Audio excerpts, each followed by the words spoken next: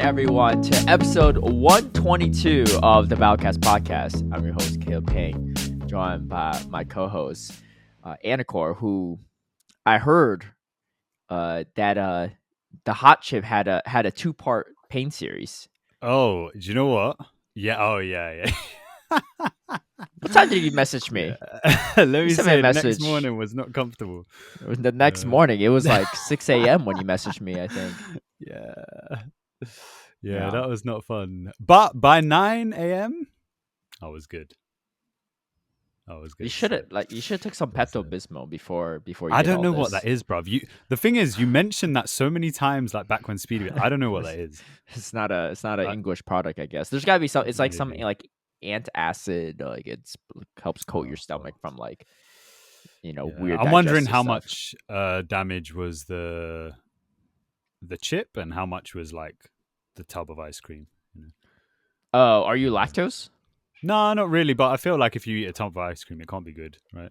Well, there's an easy way to test it out. Just eat a milkshake. tub of ice cream without the chip and then see what happens. And then test it out. Okay, well. Yeah, or you could do the chip without the tub of ice cream and see if it's that, right? Maybe you should do both for a control, You know what? I like where your head's at. All right, we'll do both.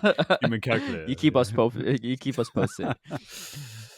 Anyway, so today we are joined. If you can't tell from the title of this episode, I haven't titled it yet, but it's probably going to be something like, Soph is a troll. But we're joined by a special guest today. We have sophtoph joining in as our guest. Welcome in. How are you doing?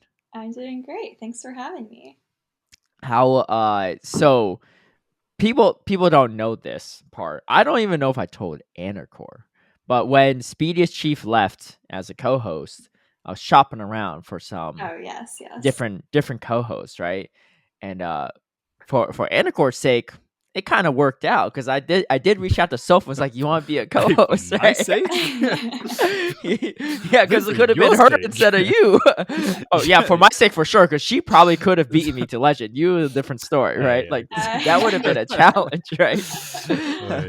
I was one day late this season, and I was semi trying my best, so you probably still could have beaten me. One day late, like as in like you were one day after you, like, I think. Oh, really? Okay. Something like that. I mean, Anicor's still he's still grinding through that vet rank, I think. We'll check your elo later in the season. We'll check your elo later. But anyway, so obviously she declined. She hates my guts and also probably doesn't have the time for the podcast. But here we have Anicor. Let's go with that. Yeah. We'll go with that. But we're happy to have her on as a guest, a now official commentator for the Pokemon Company as well, but a whole bunch of accolades prior to that. So before we get too far down the rabbit hole, for those that don't know who you are, Soph, feel free to introduce yourself. Who you are, how you got into Pokemon GO, etc. Okay, yeah. Wow, this is interesting. This is like the intro that I never give because I'm never in a context where people don't know who I am. But yeah, I'm Soph. I play Pokemon GO, mostly PvP. I started the game in 2016, took a break like everyone else, came back in around fall of 2019, and I've been playing pretty consistently since then. I started playing Go Battle League basically when COVID started, basically because I had nothing better to do while I was in my room on lockdown. And it was super fun. I loved it. I think I maxed all my sets for like most of like 2021 through 2023, which is like kind of crazy. But at some point, like January 2021, I started streaming on Twitch. That was pretty fun. I did that most of 2021, and then after that, I just like was a normal battler with no stream. Yeah. Why did you pick up the game in 2019? Because when most people are like, "Oh, I picked it up in 2020," and you're like, "Oh, because COVID, obviously," but that was like way before. Yeah, so this is like October or September 2019. I had so I was in school at the time, and a couple of my friends like played kind of casually. Like they would like maybe try to do like a raid every couple days. So I noticed some of them playing, and I was like, you know what? I like Pokemon. Like I'll just download and play with you guys. And it's pretty motivating to like have people to like send gifts and like do stuff with. Like otherwise, there's no way I would have continued. But eventually we got a bunch of my other friends into it as well.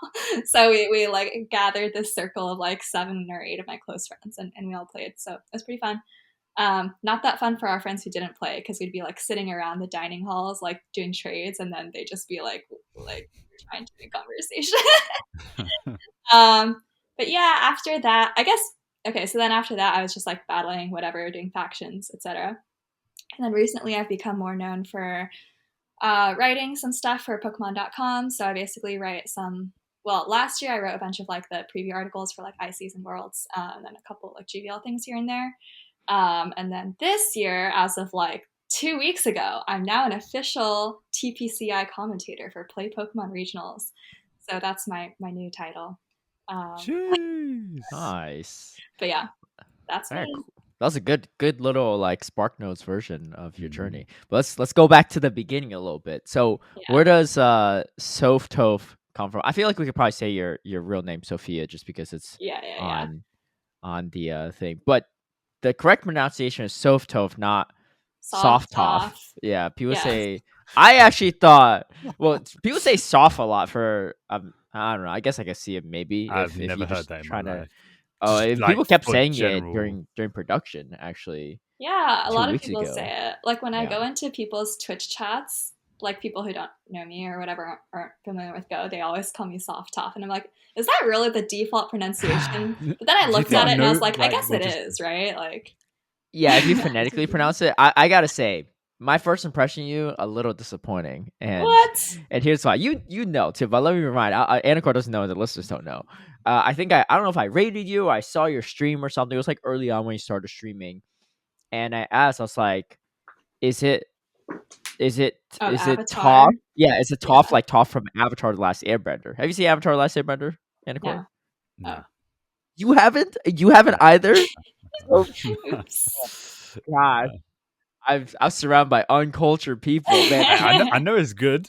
I just haven't put the time in. What Yeah, is I've heard it's good. it's I've heard it's good. amazing. Yeah, it's incredible. Anyway, that's my homework for you two to watch. Right, and of course, got to watch it by next week. So if I give you some time before the next time I see you at like an event. All right, Oh I'll give you boy. that. All right. No, it's really not. It's like 3 seasons. I finished it 3 all in like seasons. I don't I think it's literally just finished three it in a seasons. weekend. I It's think there's 20 an minute Okay. extra episodes. part after Okay. that. No, No. It's just 3 seasons. I mean, Is there not like there's a Avatar: The sequel, Last Airbender? Yeah, and then the sequel. You can't watch the first one. but you don't have to watch that one. Just watch the first 3 seasons. Once you watch the first 3 seasons, you're probably watching the other stuff anyway. All right, I'll give you a week Anicor, right? You got some time to spare. Bro, they So enough. I'll be a little more lenient.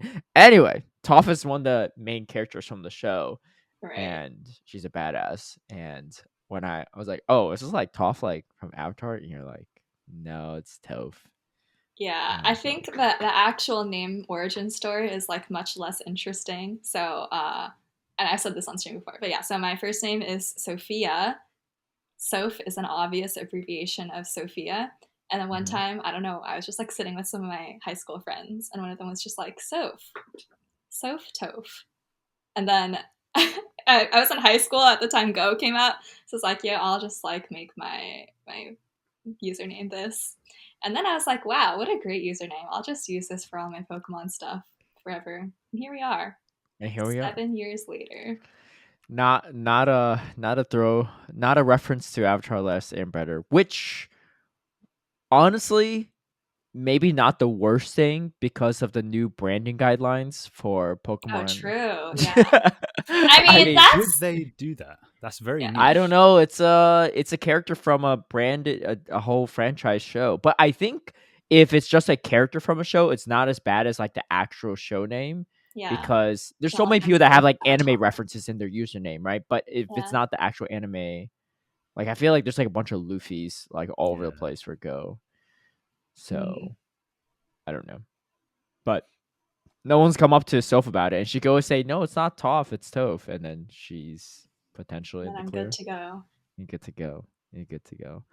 Anyway, so anyway, people mispronounce it. Hopefully, after this podcast, less people mispronounce it. But Yes, all the millions of viewers out there, or listeners, sorry. yeah, will that's know. that's roughly where we're at. Yeah, Yeah. give or take a few. Give or take a few.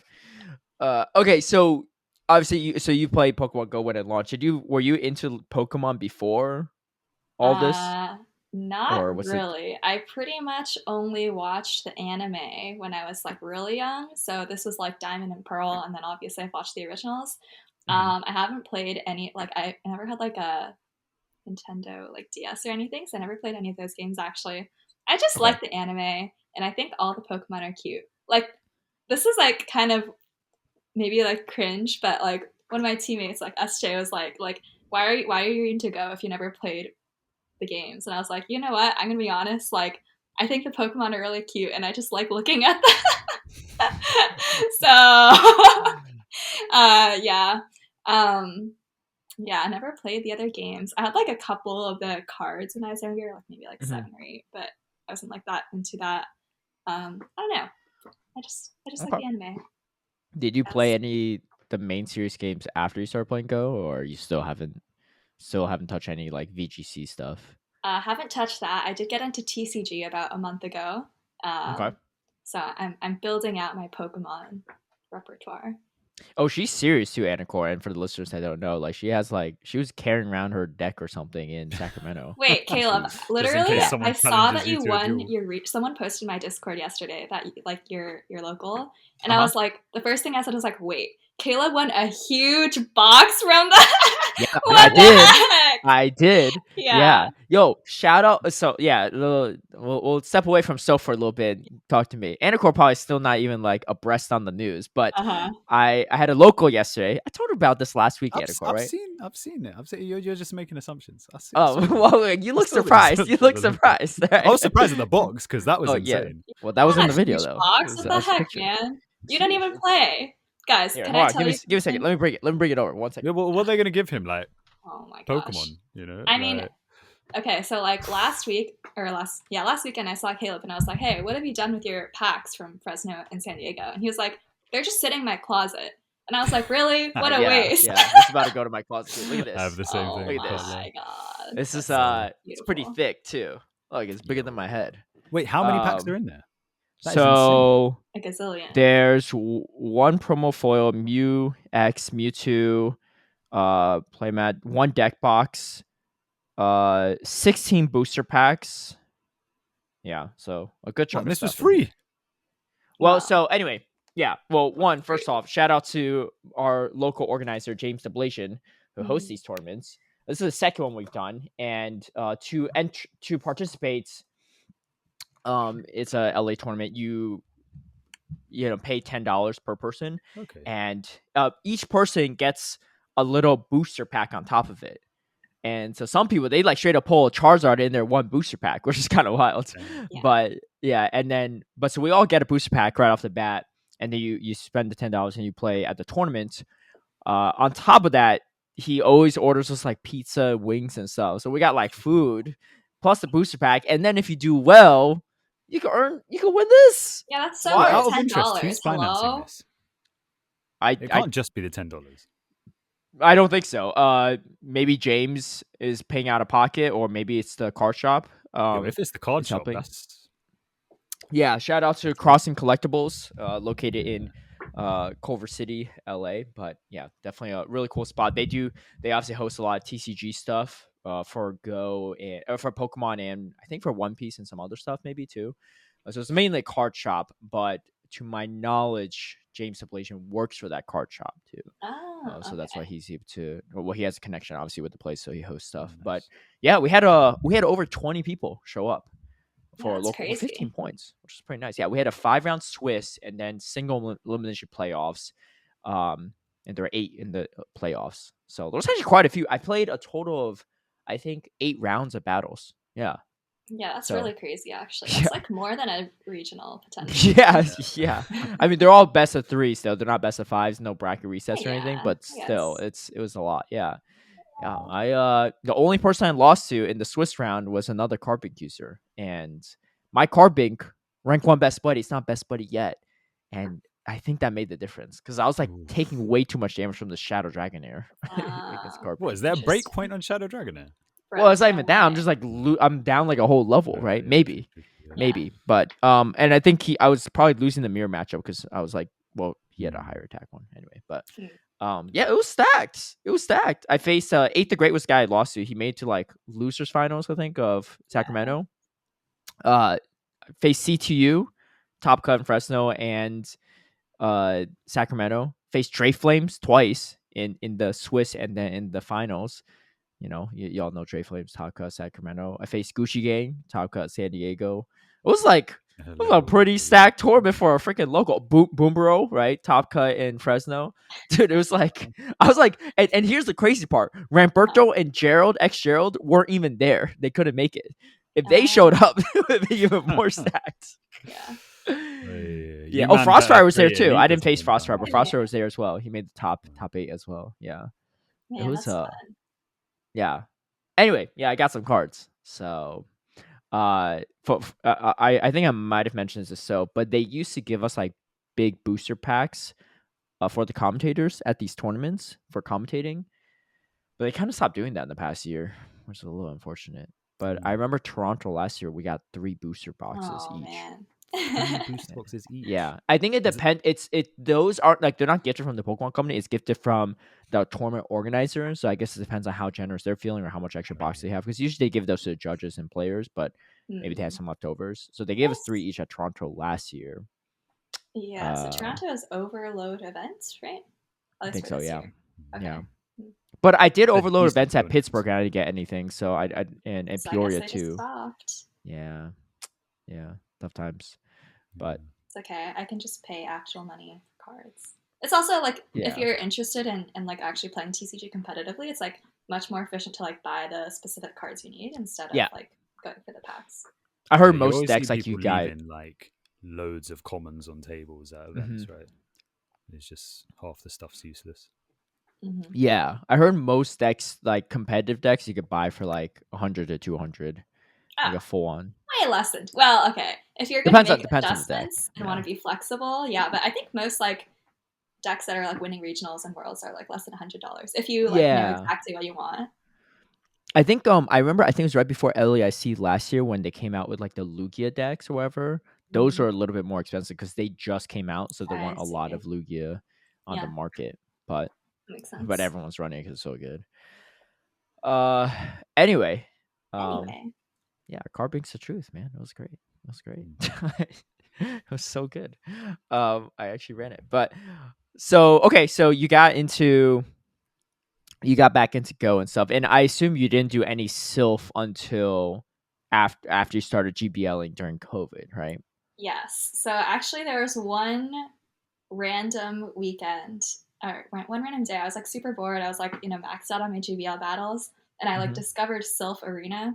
So everything was remote, obviously. So I did remotely join one random tournament, like not even a local one. I just was like, hey, there's a tournament happening. Like I'll just join. And I had no idea what I was doing. I don't even remember what the meta was, but I do remember that I had like this like single moved shiny Steelix, and like this one guy messaged me afterwards and was like, you probably would have won some of those games if you had 2 moves. I was like, oh, okay. I really had no idea what I was doing, but that was my first like Sylph thing. Yeah. Do you remember who messaged you? No, I can look. It's like on Telegram. I don't know if you guys even know. Like, yeah. So it must have been like a European tournament, if I were to guess. Yeah. No, it was like California. It was like California, Nevada, something like that. What? And they're using Telegram? I know. That's it was super weird, but yeah. Well, look at you now, though. Telegram. I know. Look at me now. You should hit them back up and be like, it's been double moved. Yeah, thanks for advice. I've come a long way. Yeah. All my Pokemon are double moved now in PvP. Actually, that shiny Steelix is double moved now. I don't remember why I used it. I just didn't get a good IV one until I can't even think of the cup now that you're saying that too. 2020 was it? It was probably Toxic Cup or Rose Cup. I think it's Toxic Cup. That sounds familiar. Yeah, I think it might have been Toxic Cup.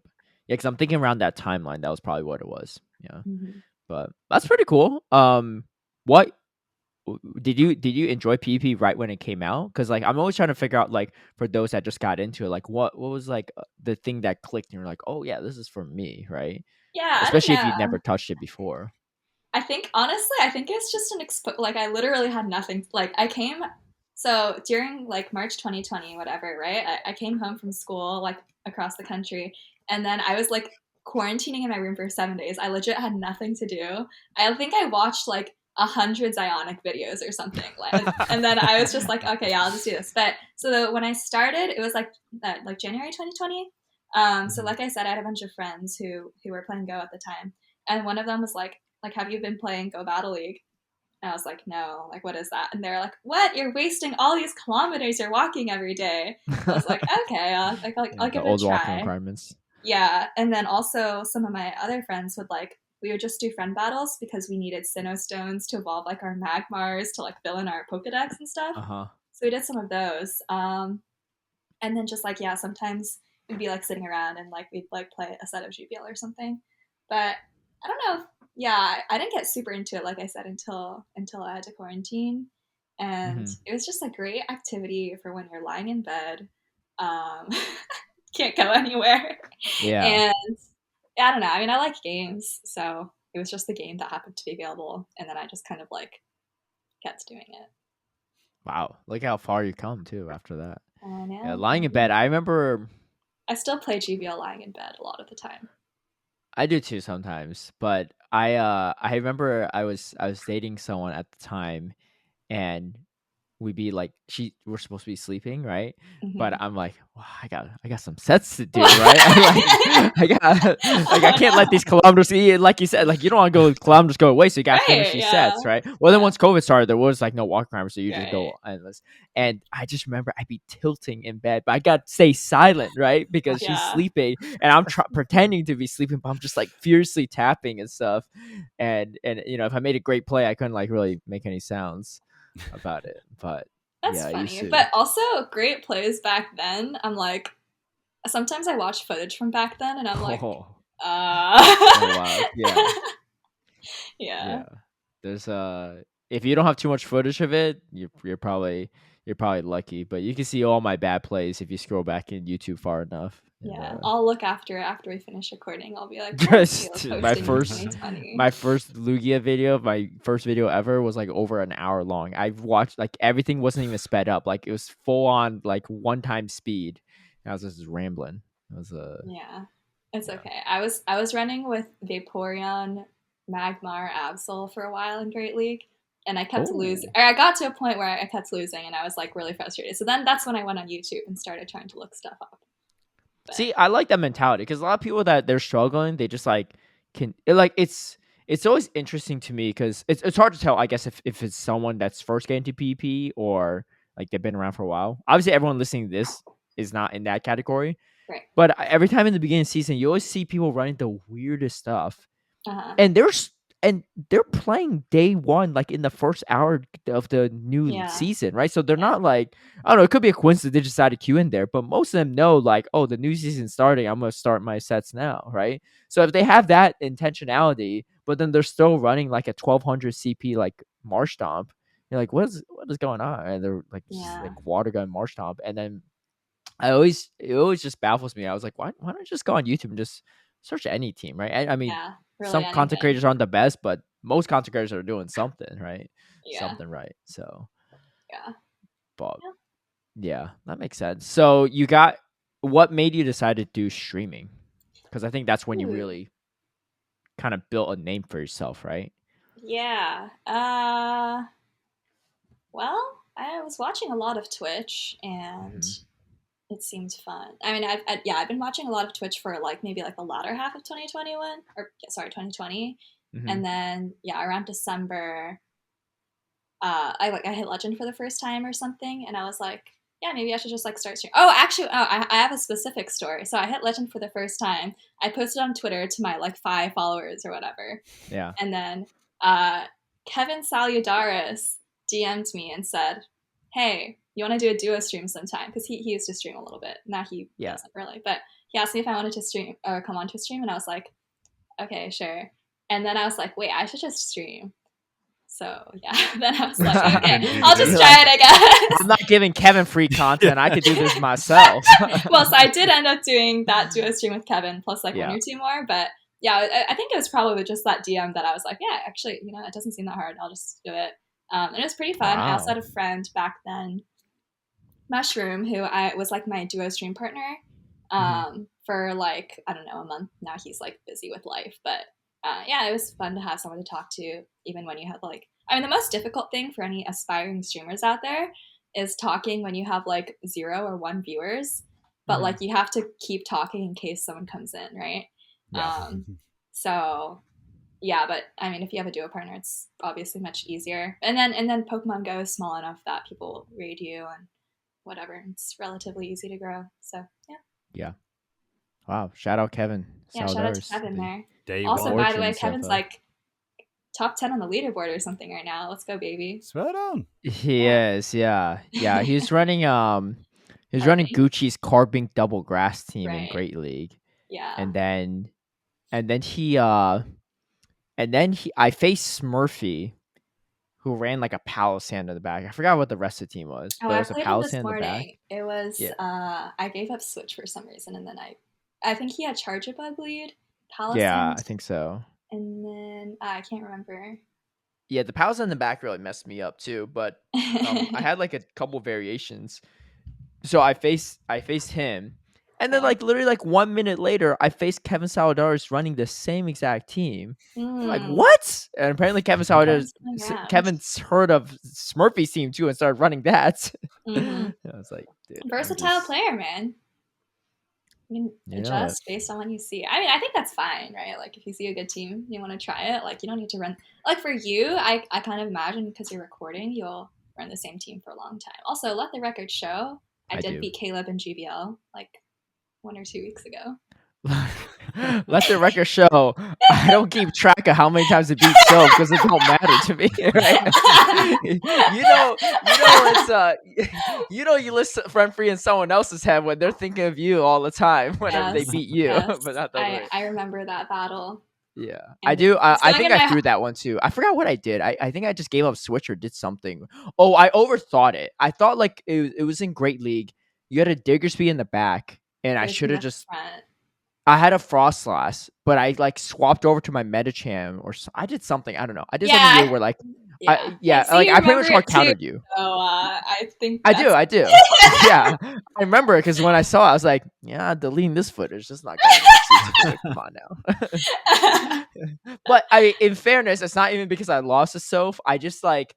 I don't like to include too many footage unless it's like I'm recording 20 battles in a row kind of thing. Yeah. But if it's not sequential, I don't like to include footage of my opponents making very obvious misplays or myself making very obvious misplays because those are just like not optimal gameplay, right? I want to show like what you can do in the most optimal. Like if I lose and I did everything I could, I'm like, wow, that's a good losing set, right? Like that's a good losing battle. It shows like the limitation of the team. But like if I just threw because I did something weird, But also, I played the same team like for hundreds of battles. So people were like, "How come my battle's not in this video? I beat you." I'm like, yeah, dude, I know. Like, it's just too much. Like, every battle is going to be shown. Like, yeah. I mean, also, I think it's at least for me. Like, I've tried to record battles before, and it's just like annoying to set up, right? So, well, I don't know. Oh, what do you mean? You just pull down and just hit record? Well, yeah, but like, okay, so I like recording on my computer because if I record on my phone, it's going to be like default, like 120 frames per second. That's a huge waste of space.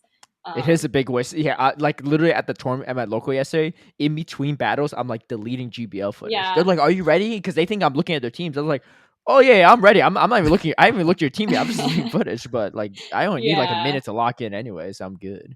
Yeah. So for me, I only record on my computer just because of the space thing. But I see.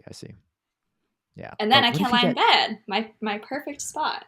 So. But if you record on your phone, you can lie in bed. It's easy. Yeah, but then I have to like. Well, then the footage is just too much space. It's like super HD, like super high frames. You can't turn that off on iPhone. Like I think you can toggle. That's why the quality is great. People are always like, "What phone do you use?" I'm like, it's the default. I use an iPhone 11. Like I'm like, my phone's from 2020. It's not even a new phone. You're like, your quality's so high. I was like, I don't know. I'll just screen record. I don't know what everyone else is doing, right? Yeah, There's no way most of you don't have an older phone than me for sure. So, yeah, that's. So I got a question. When you battle from bed, do do you just like sit there in silence, concentrating your battles, or do you have like you're watching TV or you listen to something, or what's going on? I'm just curious what other people do. Yeah. Okay. So sometimes if I'm at my computer, like at my desk, I'll lean back and like just like play while something's on my screen, like watching Twitch or like in Discord call. If I'm on my bed, I don't usually have much going on. Like I think it's bad to bring your computer into bed. Sometimes I will be like muted in a Discord call, just like listening to people talk, like not sharing my battles. But yeah, most of the time there's not really much going on. Yeah. That's fair. That's fair. What do you do, Anicor? You know, he's all about like trying to find the best like feng shui. You know, he got his whole bed set up and everything. I usually he's still starting to hit legends, so like I said, it's not this environment. He's like doing everything. He's like going to sauna every morning and like trying to get his mind right. Yeah.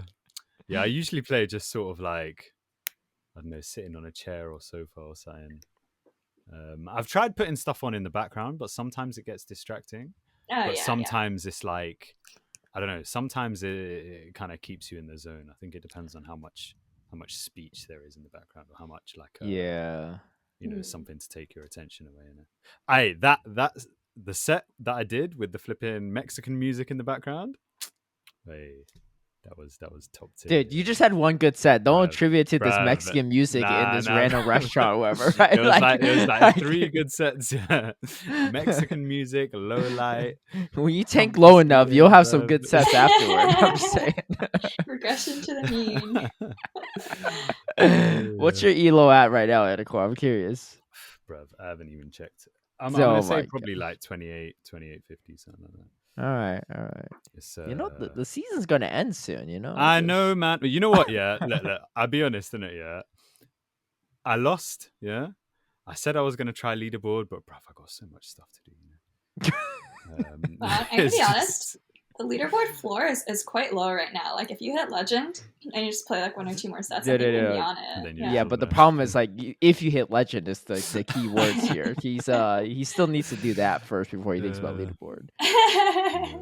But yeah, I'm climbing. I'm in the third 300s right now. Okay, dude.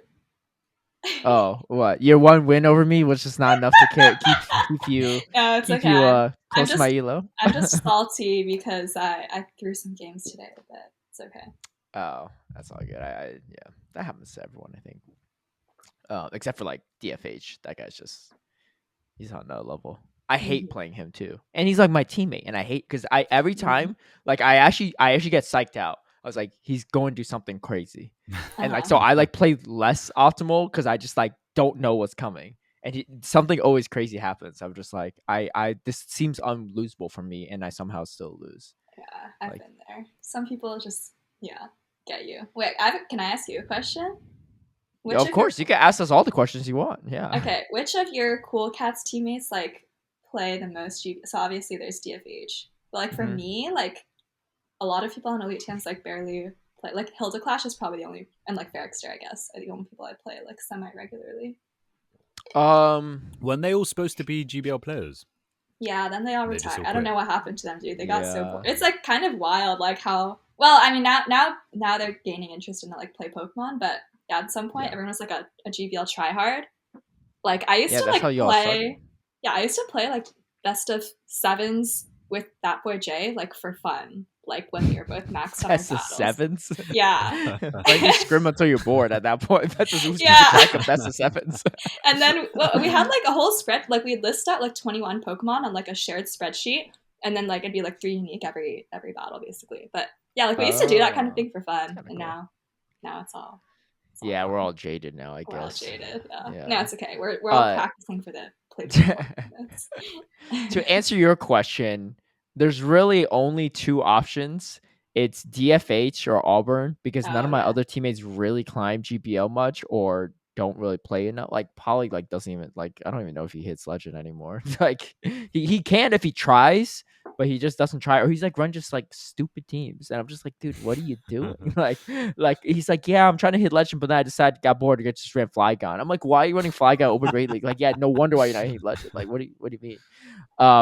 But recently, I actually battled Ramberto, which is like also he didn't really me GBL. too. He GBL some, yeah. He's like kind of on and off, but when he tries, he's good.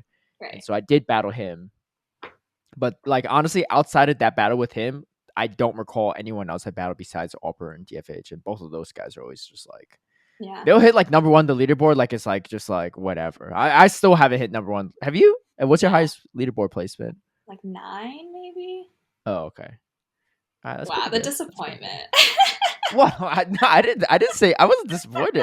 That's pretty good. 9's really good. It's okay. Yeah. If you ask Anicor, he's still TBD. You look up good old Anicor's name on Dracovis. No top 500 badge or no GBL badges. Huh? When that D becomes Deed, hey. Wait, what do you mean? When that D becomes D, what does that mean? Determined. To be disclosed. To be determined. Yeah. Yeah. You get we're all still waiting, right? Yeah. No one hold their breath because you're gonna probably die holding your breath for this one. No, nine's really good. Nine's really good. You haven't did you do GBLA before or no? Nope. Okay. GBLA, for those that don't know, it's like top 8 every week, hosted by Speedy Chief, and like Nightwing and Math Magic. They host like their own like tournament, and like winner gets $100 or whatever. But you have to be in the top 8 by that Friday, or they can't locate some of these people, or you're like some people that have 2 accounts on the top 8, so they're not going to invite both. Oh yeah. I won't name names because okay, yeah. TOS, but they're pretty good. If you got 2 separate accounts on the top 8, which is kind of wild. Right.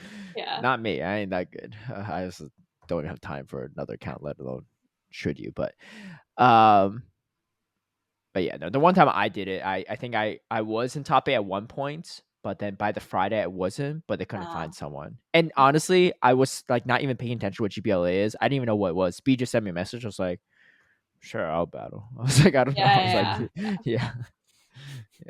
I was like, I don't know why I'm battling inadequates and blind threes, but all right, let's just do it. I didn't know what the format was. I think I was just like, all right, I'll just run my GBL teams. And, yeah, Bassie to the top.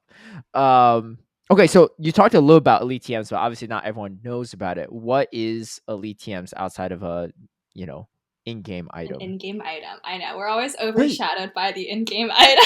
You all can't. I just thought if you all get jerseys. Yeah. Oh, wait, you said you got approved, right? That is TBD. Apparently, people. So I'm not entirely sure what the rule is, but I think because our original logo is based on the in-game item, we like can't use it on official streams or something. Yeah. So we edited it, and then that edited one got approved. But now people want more edits. Also, it's probably not gonna be jerseys. We're like just gonna have t-shirts because we're not t-shirts. I like it. I mean, we've already had 2 rounds of I don't know if you saw us in like Seattle and New York, but we already had a couple rounds of t-shirts.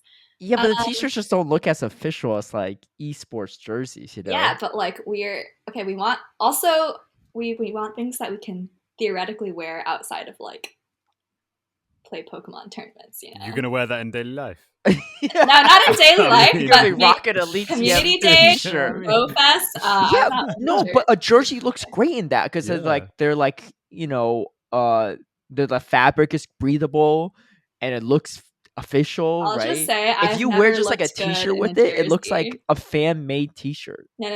Oh, okay. No, okay. I'll say I've never looked good in a jersey. And the black shirt I got that before Seattle last year, I really like that shirt. I also got a different one from everyone else because I got like a women's shirt, obviously. And mine was like super soft. Like I really like that shirt. Soph really pushing the agenda for t-shirts. That's why. Yeah, shirts. So Signal also is into James P. What's your real thoughts on this situation? I don't think anyone has. Maybe. Yeah, I don't think anyone has really been a proponent for jerseys. So the t-shirt fanatics have been winning. What is Elite look, you all do what you want to do. I'm just saying, if you're going to be a esports team, like the jerseys, like. Well, are we going to be an esports team? I mean, like you don't have to be like a sponsored, like Team Liquid kind of thing or whatever. It's just like your own. Like the Cool Cats, we're not sponsored by anyone. We all just pay for our own jerseys, right? I prefer it that way. I prefer no sponsors and stuff. Yeah. I don't want other people's logos, but yeah, it just looks nice. Elite TMs is just a group of players who used to compete as a Soph faction back when that was a thing. Mhm. Actually, the reigning and last ever Soph faction world champions. Let's slowly roll. Let's go back to the origin story first. So we'll get to that part. sorry. Yeah, origin story. Well, it stands for Twitch meets Sylph. It stands for Twitch meets Sylph. Yeah. So original members were a bunch of people who were mostly Twitch streamers. I think with the exception of That Boy J and Signal, pretty much everyone else had some following on Twitch. So it was like Yasser, Smash King, but these are going to be some really throwback names. Bloody Bananas. Bloody Bananas, yeah. Is he still? He's not streaming. Does he still play? He like barely exists. He just like chimes in once in a while. I didn't realize he was in Georgia because I was in Atlanta. I think he lived like really close to me. I think he moved now, but yeah, he was in Georgia for some time. Rommel also used to stream. Wow, this is embarrassing. Now I'm gonna like forget people, and they're gonna. Oh my gosh, we're in the old team. Ferrickster. That is wild. Oh yeah, Ferrickster. Ferrickster, obvious. Actually, I like Ferrickster and Ed. I like barely knew before Elite TMs. Like Yasser just kind of like brought them in, and I only knew them as like streamers, like not as like people, you know. S James P never streamed, right? S James P was not on the original roster. Oh, okay. Yeah, gotcha. He was like kind of an active member of Yasser's community, in his Discord. So he was brought on when the roster increased to like 8 or whatever it was. But yeah, so we play factions. We started at the very bottom in the open tier because we joined like 1 or 2 cycles late or something like that. And then, of course, we're gods, so we just, dominated the open cycle except for this one blemish against Inglorious Bastiodons. I remember. And then some people, including those on Cool Cats, on Twitter were like, yeah, you guys need to stay humble, like, you're so bad. I stand by that. I didn't say you were so bad. You could look up. I don't know. I can't speak for what my teammates said, but most of my teammates aren't even that active on Twitter. But you could look up anything I said. I never said anything about you are bad. I just said you're flexing on. You're like stealing candy from a baby, right? like these people haven't. Like some of them haven't even hit expert before, right? Like I was always you're in the about 3500s. In my mind, like, you have to be decently hardcore to know what Soph is and what factions is and, like, to put time into it. So I was always like... You say that. That's what I thought. Yeah. Anyways, so we played together. Eventually we added, SJ, a couple other players along the way as well. And we just, like, played a bunch, promoted every cycle, eventually won. Along the way, we did have some controversy with some rather cocky tweets. I actually wanted to talk about that because we usually have like a what's the tea segment, but we'll just move it up to this part. Oh, there's a tea segment? Oh man, all right. Yeah, there is. I have to decide what I want to disclose to the public, so go ahead. Well, yeah, you don't. Yeah, you can always share whatever you feel comfortable. I'm not trying to pressure you to share anything, right? But yes, there was obviously some contention. I think it was mostly Ferrickster that stirred the fires a little bit, maybe a little bit Yasser, but I think I just remember mostly Ferrickster. Sure. It was when you all matched up against Northeast Battlers. Oh yeah, NEB. It was in I don't think it was open tier. It was like the tier above that maybe or something. I don't know. Bronze maybe. Yeah, you all matched up against them. Yeah. And I think both of you were undefeated going into that matchup. Oh my gosh. And so exciting. This bronze matchup. Hey, undefeated bronze matchup. Hey, I mean, you gotta make it. I mean, look, you all hype yourselves up all the time. So, like, if everyone's already keeping an eye, like, if you never talked about yourselves, no one it's probably just like MJ Get It, just talking about it once in a while. But so he was hyping it up too. And then I think NEB tweeted out like, oh, like new like friendly rivalry or something. There was no friendly, yes, but or something new rivalry brewing or something. With like an eyes emote. I remember this very clearly. So please go. I mean, look, as an unbiased party, right? I'm not affiliated with NEB or Elite TMs. I was like, all right, that's not like the weirdest thing in post. You're both undefeated. It should be a good week, right? Yeah. And like if it was me and I saw that I was on Elite TM, so I'm like, yeah, like go like have fun, like looking forward to it, right? Looking forward to some like potential like a challenge compared to maybe all the other teams you faced outside Inglorious Bastiodons, and then Ferrickster responded. Do you remember what he said? I don't want to misquote, but he said something along the lines of like, I think He said something like rivalry would. Oh yes, like, rivalry implies we are peers. Let me just find. I think if you Google that, I've tried this before. Rivalry. Oh, I have it What, it bookmarked comes somewhere up? on my Twitter. You have too, it bookmarked? Yeah. Oh Yeah. boy! All But I right. bookmarked way too much stuff, so I just I go down can't for it. find it. Rivalry implies we are Yeah. peers. Twitter. I mean, Ferris doesn't tweet a ton, so you might be able to find Okay, it. But I actually can't find it now. But yeah, he said something like rivalry would imply we are peers, like we're not peers, basically, to editorialize. I don't remember if he did that from his personal account or from the Elitium's Twitter account, but I remember distinctly I was outside that day, and when I came back, I was like, guys, now our whole image is ruined, right? Like, anyways, to this day, there's still controversy on our team over whether this is all good for us in terms of gaining publicity or bad. I think at this point, it's all kind of whatever. Yeah, because fashion's not even around anymore. But like, yeah, for the most part, too, like, is there, like they say, is there anything like any publicity is good publicity, right? Yeah. So like, yeah.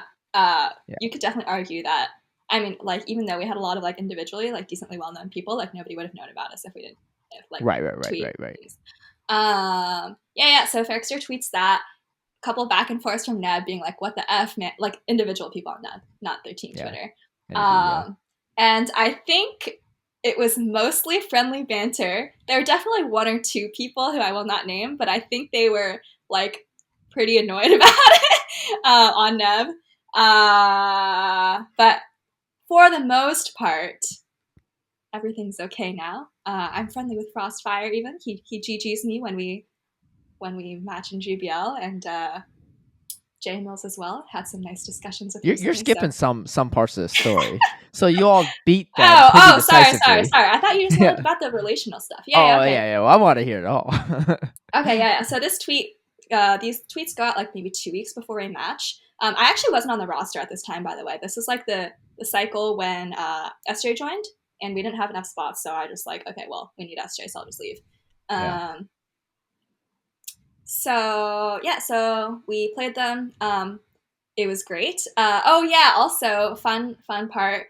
Kaiser made this great video. I don't know how it got publicized. I think it might have been posted in some Discord, but he made this video, it seemed like it was intended to be a video to Neb, hyping them up, being like, hey, like, it's like we're going to war, kind of. We're going to war. You guys need to get your scrims in. I want to see sweep after sweep after sweep, etc. It was a great video, actually. Anyway, somehow that got very publicized. Anyways, we ended up winning. I think every single person won their matchup except for one, and there were like 3 or 4 sweeps from our side. Ended up being like 16-5. Wow. Anyways, this is in bronze. GG's to Neb. I believe we played them when we were in like a fat slump, like last cycle or something, and they beat us. So it was disappointing, but it happens. Yeah, that was they were fired up for that one. They too. were fired up. Yeah, so they they met up again too. They were. They played great. They met up again in Emerald. So going from all the way from one of the lowest tiers all the way to the highest. Both teams promoting multiple times. Wait, did you all ever? How did you all never face off again? Yeah, I have. Okay, so I don't know if you remember. If you're both promoting, I'm gonna how explain. do you? Calm down. Oh yeah, sorry. Go ahead. Okay. So after we played in bronze, I think it might have been that cycle when between seasons 1 and 2, Soph was like restructuring factions, and basically the way they did it was they were like adding teams to every tier and like adding tiers. So the way it worked, like we barely got on the cutoff for the tier ahead of Neb, so we were like theoretically like last seed in whatever gold, and then they ended up being like first seed in like wherever they ended up. So we ended up being like one cycle mismatched up until our second cycle in Emerald and their first cycle in Emerald. Oh, right, yeah, because you all made to Emerald a cycle before. That's why. Right. That makes sense. That makes sense. But yeah, I think they were promoting every cycle as well. So yeah. Yeah, you all were definitely in some slump that cycle. I will say that. Yeah, they were like 4-0. Even we handled you all pretty or easily. Something. Yeah. I mean, I'll take some credit for that. I was definitely sandbagging, but. It's okay. But I mean, you all only lost by 1 still, though, so it was still pretty close by the end. Yeah. Did you all ever face off again? I don't think so, because in Worlds they were like on the other side of the bracket or something. Okay. Yeah. So the rubber match is still up for grabs. Yeah, let me think. Is anyone from ETMs going to play anyone from Neb in a regional anytime soon. I don't think Well, so. I don't know if that counts. Why That's not? not like this is not like the old Roman days where like you send your best soldier, I send mine. Whoever wins the well, whole. Like we need then the there's full like maybe Battle Frontier, but like both teams look so different at this point. It's not really like. Yeah, I guess so. But I mean, NAB is going to be hyped up if they see are that. they? I think they're pretty so. mellow now. They're pretty mellow. Maybe. I don't know. It seems like certain people are still blocked by certain people on respective teams. Okay. So I mean, look, I'm just a bystander. I'm just watching from afar, third person perspective. But I'm just saying, I'm just sharing what I know. I'm trying to find this tweet from Verixer, but I'm struggling. All right. But hey, I only bring this up because I've never seen you like get so into it until this NEB stuff. Like I was like, whoa, Soph was like, you're like dishing out some disses. I didn't say much on Twitter, I don't think. Oh, you said more than you usually say. I'll put it that way. Really, on Twitter? I was like, I think I remember that. I was like pretty careful to not say too much on Twitter. I'm sure I said things on stream and in Discord too, but I mean, Discord, yeah, of course. Yeah, once you're in a team setting, like, man, you get rowdy. Hey, I mean, you stand by your team. I get it. Yeah, I didn't even hate him, but I was just when I saw that I was reading, I was like, "Is this tweets from Soph?" I'm so confused. Really? Are you sure I said something? Let me think. It would you said some stuff. If I find this thread, oh, trust me, I'll read through the stuff. I had some tweets with. There was a guy who used to be named XX Jake. Yes. Yeah, Jake. Yeah, I used to play Among Us with him. Yeah, he's not on. I don't even know if he plays Pogo anymore, but he's not any B's active for us. I had some exchanges with him, but I don't know if that was on the same. It was around the same time. I don't know. It was like probably somewhere in the quote tweets and stuff. But anyway, I as a bystander, I just enjoyed watching it all and stuff. I wonder if like the tweets are deleted or something. It's possible that's. I don't think they're deleted. I don't think so either. I think everyone's mellowed out for the most part. Like Verixer, I feel like Verixer still streams from time to time, but he doesn't stream as much as he used to, right? I don't know. He definitely streams reasonably consistently, like during weeknights. I feel like I see him live a decent amount. I don't know about what he used to do, but gotcha. Yeah, but yeah, everyone's pretty much mellowed out now. Well, I'm glad that that stuff has. No, you're not. You want more tea as your bystander, but. Nah, I mean it's not really like it's just something to keep me busy while I'm just procrastinating. But it's nothing too wild. Yeah, I just threw in like a GIF here or there and like. Yeah, you totally did. I remember that. But it wasn't like to offend anyone. It was just like oh, they're trying to like strike up a little friendly banter, and Ferrix just like I remember all you that. posted a GIF of like Ferrixter, or it was like someone pouring gas on like grass or something, right? Yeah, it was like they poured gas on like a bonfire and just like the whole yard like straight up exploded. Yeah, I remember that.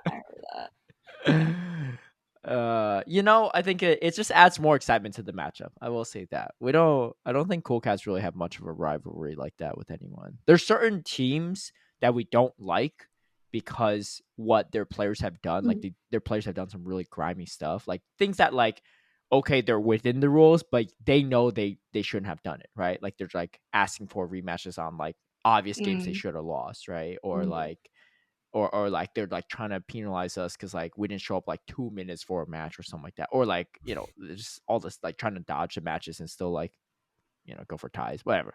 I'm not gonna get too much into it because it is what it is, but Batches is over. But who knows? We seem like we might have a new team format. I mean, we already do Battle Frontier, but there might be newer ones coming up down the road.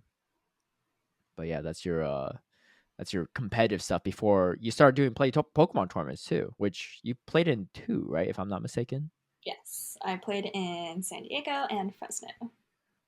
And you just dodged Sacramento, even though you could just drove over there. I just dodged Sacramento. Well, okay, honestly, it was pretty nice having my first casting be like pretty low key in terms of like there just like was less to worry about, Yeah. But yeah, well, now I'm like, I guess I'm not competing this season. You still can. We'll see. Yeah, I still can. We have some other ones left, like Portland, Vancouver, LA. Yeah. The West Coast ones. I think if I compete this season, it'll be LA. You should, you should do LA. I'm gonna be in LA too. We'll meet in winners finals again. Gross. Soph don't got her teammates to pilot her anymore. You know, she gotta play on her own. Yo, she straight up told me at Fresno last year, like after a match, she's like, "Man, I even scrimmed against Inadequance, and Inadequance was running your team before this." Because Fresno. So for those of you listening, I played Caleb in Fresno in like group finals or something. Yeah, the group, winners finals. Group finals, and there's a huge like when you're playing on stream, especially on the winner side, there's just like huge gaps between your matches. And you played on stream like right before me, I think, because they streamed both of our like semifinals or whatever. Yep. So I had like 2 hours, I think, in between my match and like when I knew I was going to be playing you. So yeah, I was like getting some scrims in. Okay, so yeah, I had Inadequance do some scrims with me, and I'll just say they went much better than the actual games did. But no one plays like me. Let's just say that. No one plays like you. For better or worse, right? I'm not saying I'm like built different. I'm just saying I just play different. Your build's different. Yeah. I just do stupid things. People were like, I was playing Batting Hard Jeffy recently, and he was like, "Why did you not bring this?" I was like, I don't know. So I was like, was it that obvious for me to bring? I guess I should have, but I did. Yeah. But yeah, I mean, I definitely would like to compete again. Like, yeah, after Sacramento, I was like, man, like I want to be up there, but it's all good. Yeah. It's like there's pros and cons, right? I think commentating is a lot of fun, but definitely there are times where you definitely miss it, which is why I like the locals a lot, because I was like, I totally agree. All these West Coast top cutters, they think they're big shot, but let me put my stamp in. Well, because like for me, like I would like I just don't have any locals near me. Otherwise, I totally would. Because like for me, it's not even like I need to like win a regional or whatever. It's just like I'm competitive and I like competing.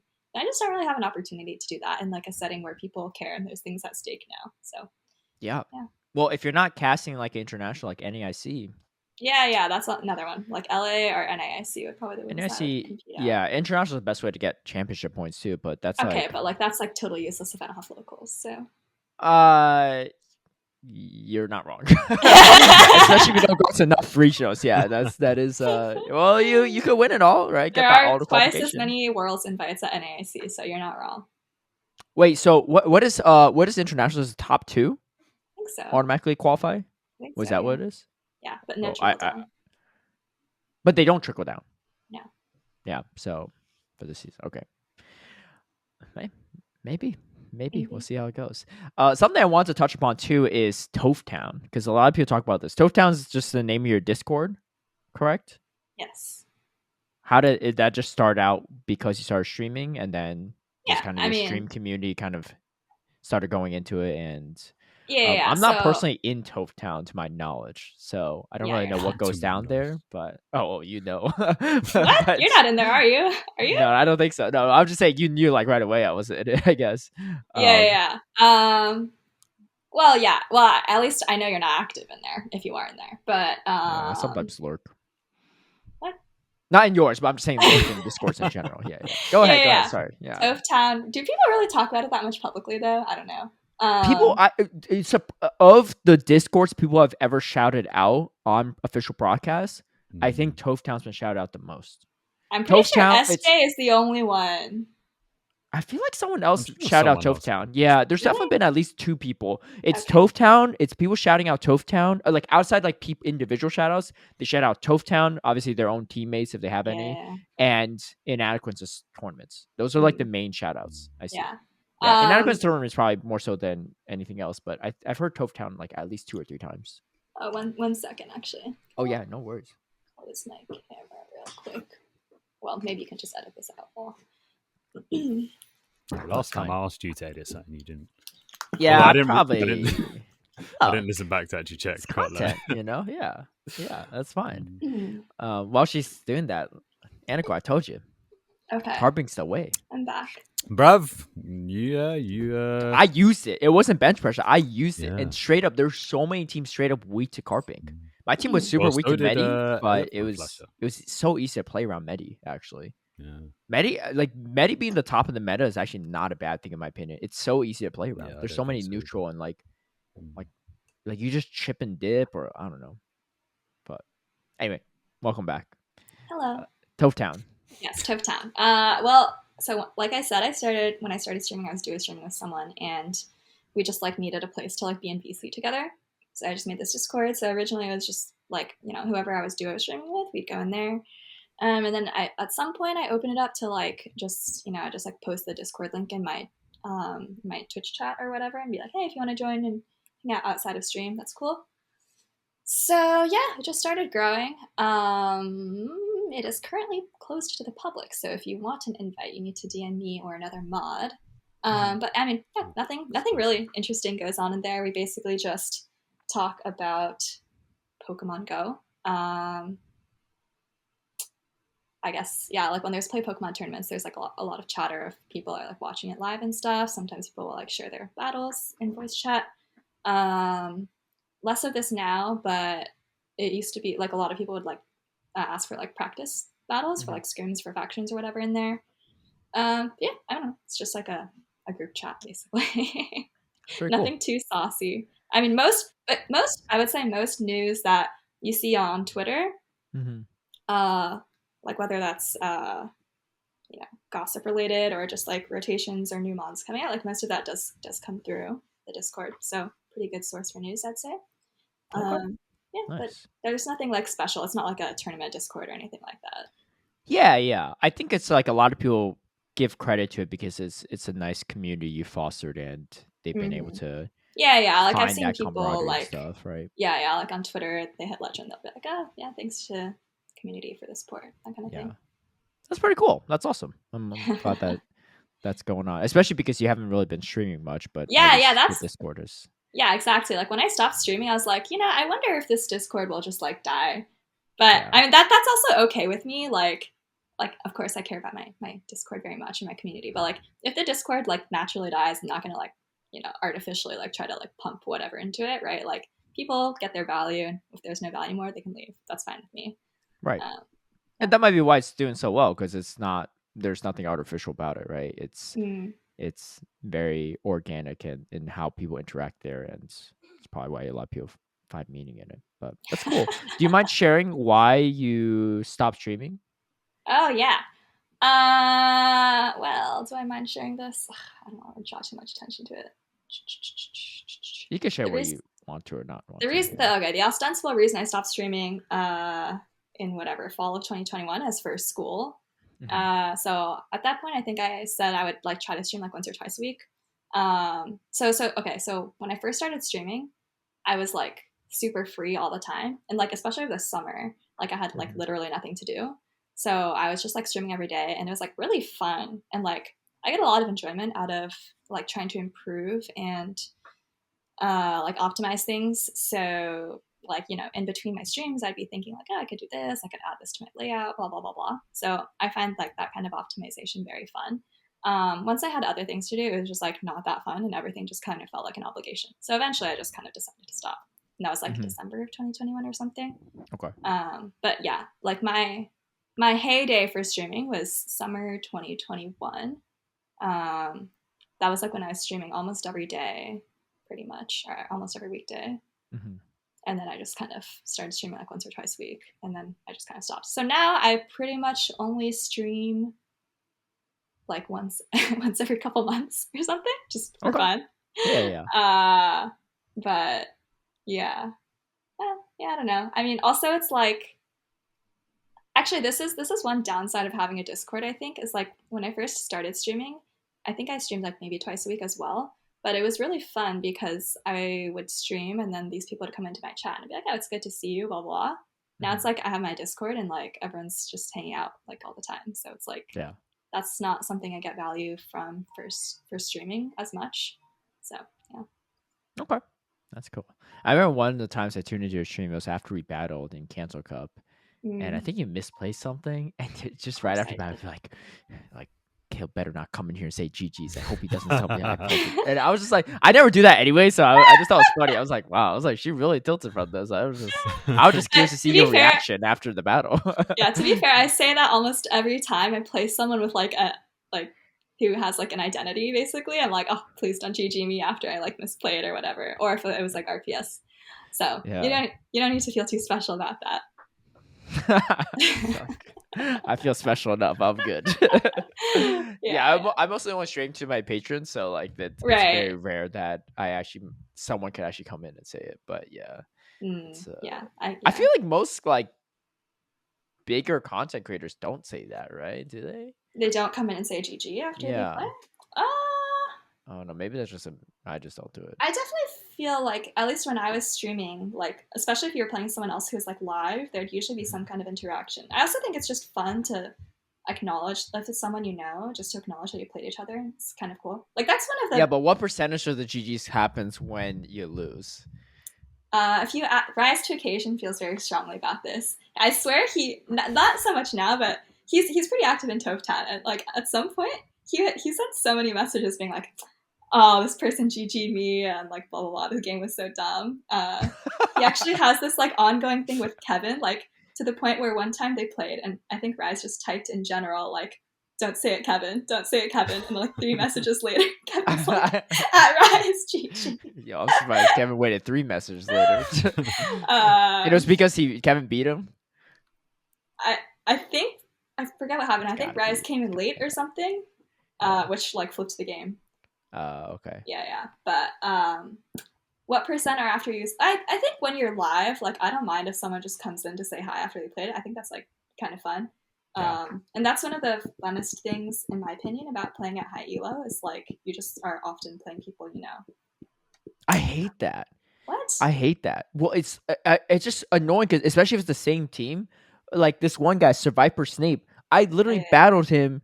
I've battled him like every single day for the past week, and not even just like once a day, like 2-3 times a day. Like this guy again. I like the variety more. I prefer it if I don't see them a lot. Yeah.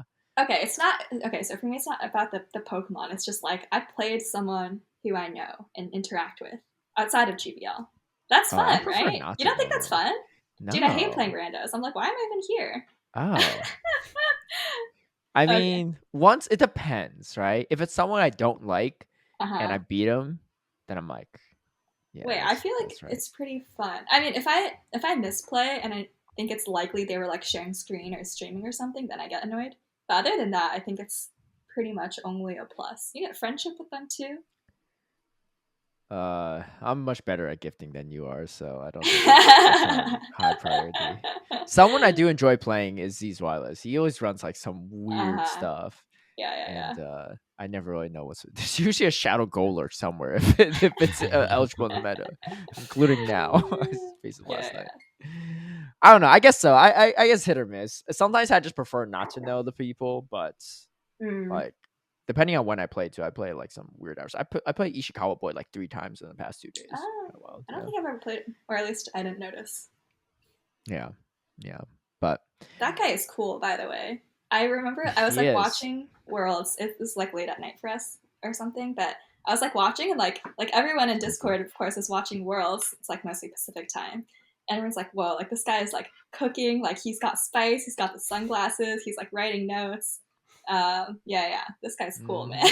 I want to be his friend. He recently followed me on Twitter. I was like very excited about it. I was like, nice. I've made it. You have. Well, I feel like you've made it before that too. But so let's talk about, I guess before you did TPCI writing, you also did a little bit of commentary for grassroots stuff. I think the first time I've ever seen you commentate was for GBLA finals. Was that the first time you commentated? It was you and King and Speedy commentating GBLA finals. I think season 1 of GBLA. It was like No Trouble Clef's season, right? Yes, you're absolutely right. That was my first time commentating. It was like May or June 2021. So this is like basically in my heyday of streaming. So a couple weeks before that, there was a lot of discussion on Twitter and in general in the community about like girls that PvP or something. And then I ended up writing something that was basically like, hey, this is what it's like to be a girl.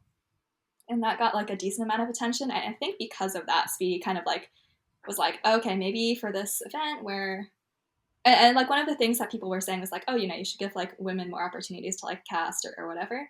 Yeah. So I think that, well, I don't know if this is true. You can ask Speedy, but I think that's a large reason of why he asked me to cast. Like I literally never casted before. Like there were so many people who had like regularly casted like grassroots stuff. So anyways, he asked me to do it. I was like, okay. Were you nervous? I was so nervous. I like literally had I didn't know, I mean, I still barely know anything about casting if I'm being honest, but like I literally knew nothing. Like I think I like DM'd like Rise or King, and I was like, how am I supposed to cast? Like what am I even supposed to say? And then King was like, yeah, like there's like play by play and there's like color. I was like, cool, didn't even know that. Yeah. So For Pokemon Go, it's weird because like everyone has to do a little bit of both. Like you right, can't yeah, just yeah. be. I mean, you have to like the game moves so quickly. You have to do play by play, even if you're color commentary.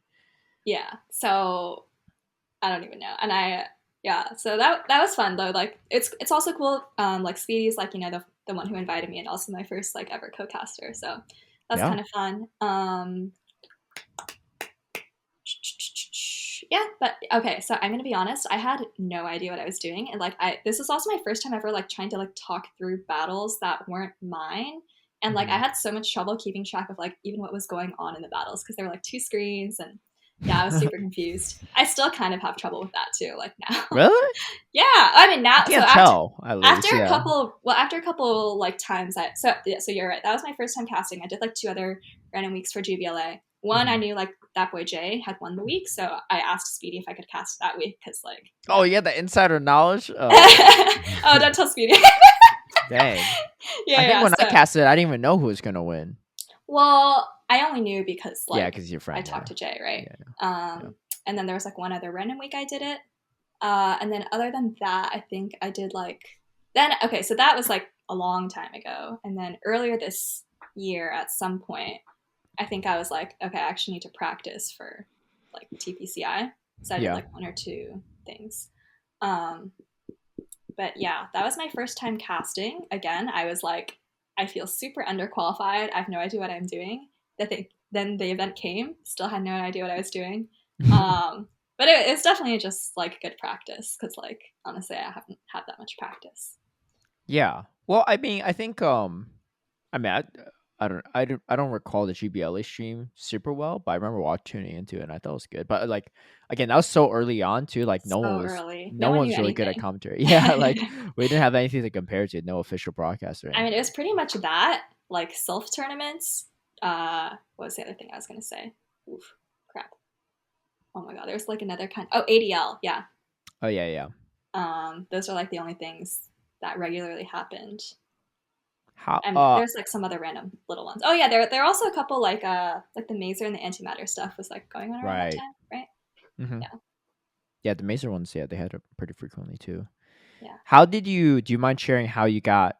Like how you even got into commentary, like official commentary for TPCI? Because I know a lot of people, like obviously the original group of casters that are picked, maybe a different like story of how they got chosen. But I'm sure a lot of people listening are, or maybe not a lot of people, but some people listening are like, hey, like, yeah, I am curious. Like maybe I want to be the up and coming next new caster brought on, right? Yeah, like how did she get to that position? You know what? I have no idea. Actually, Caleb, can you tell me how you were, or like share what you can about what you were picked, and then that'll give me some guidance on what to share for me. Yeah, that's fine. I mean, I don't think I've ever been instructed not to share anything, so I'll just be honest about it. But so and again, I don't know how my name was tossed in a hat somewhere.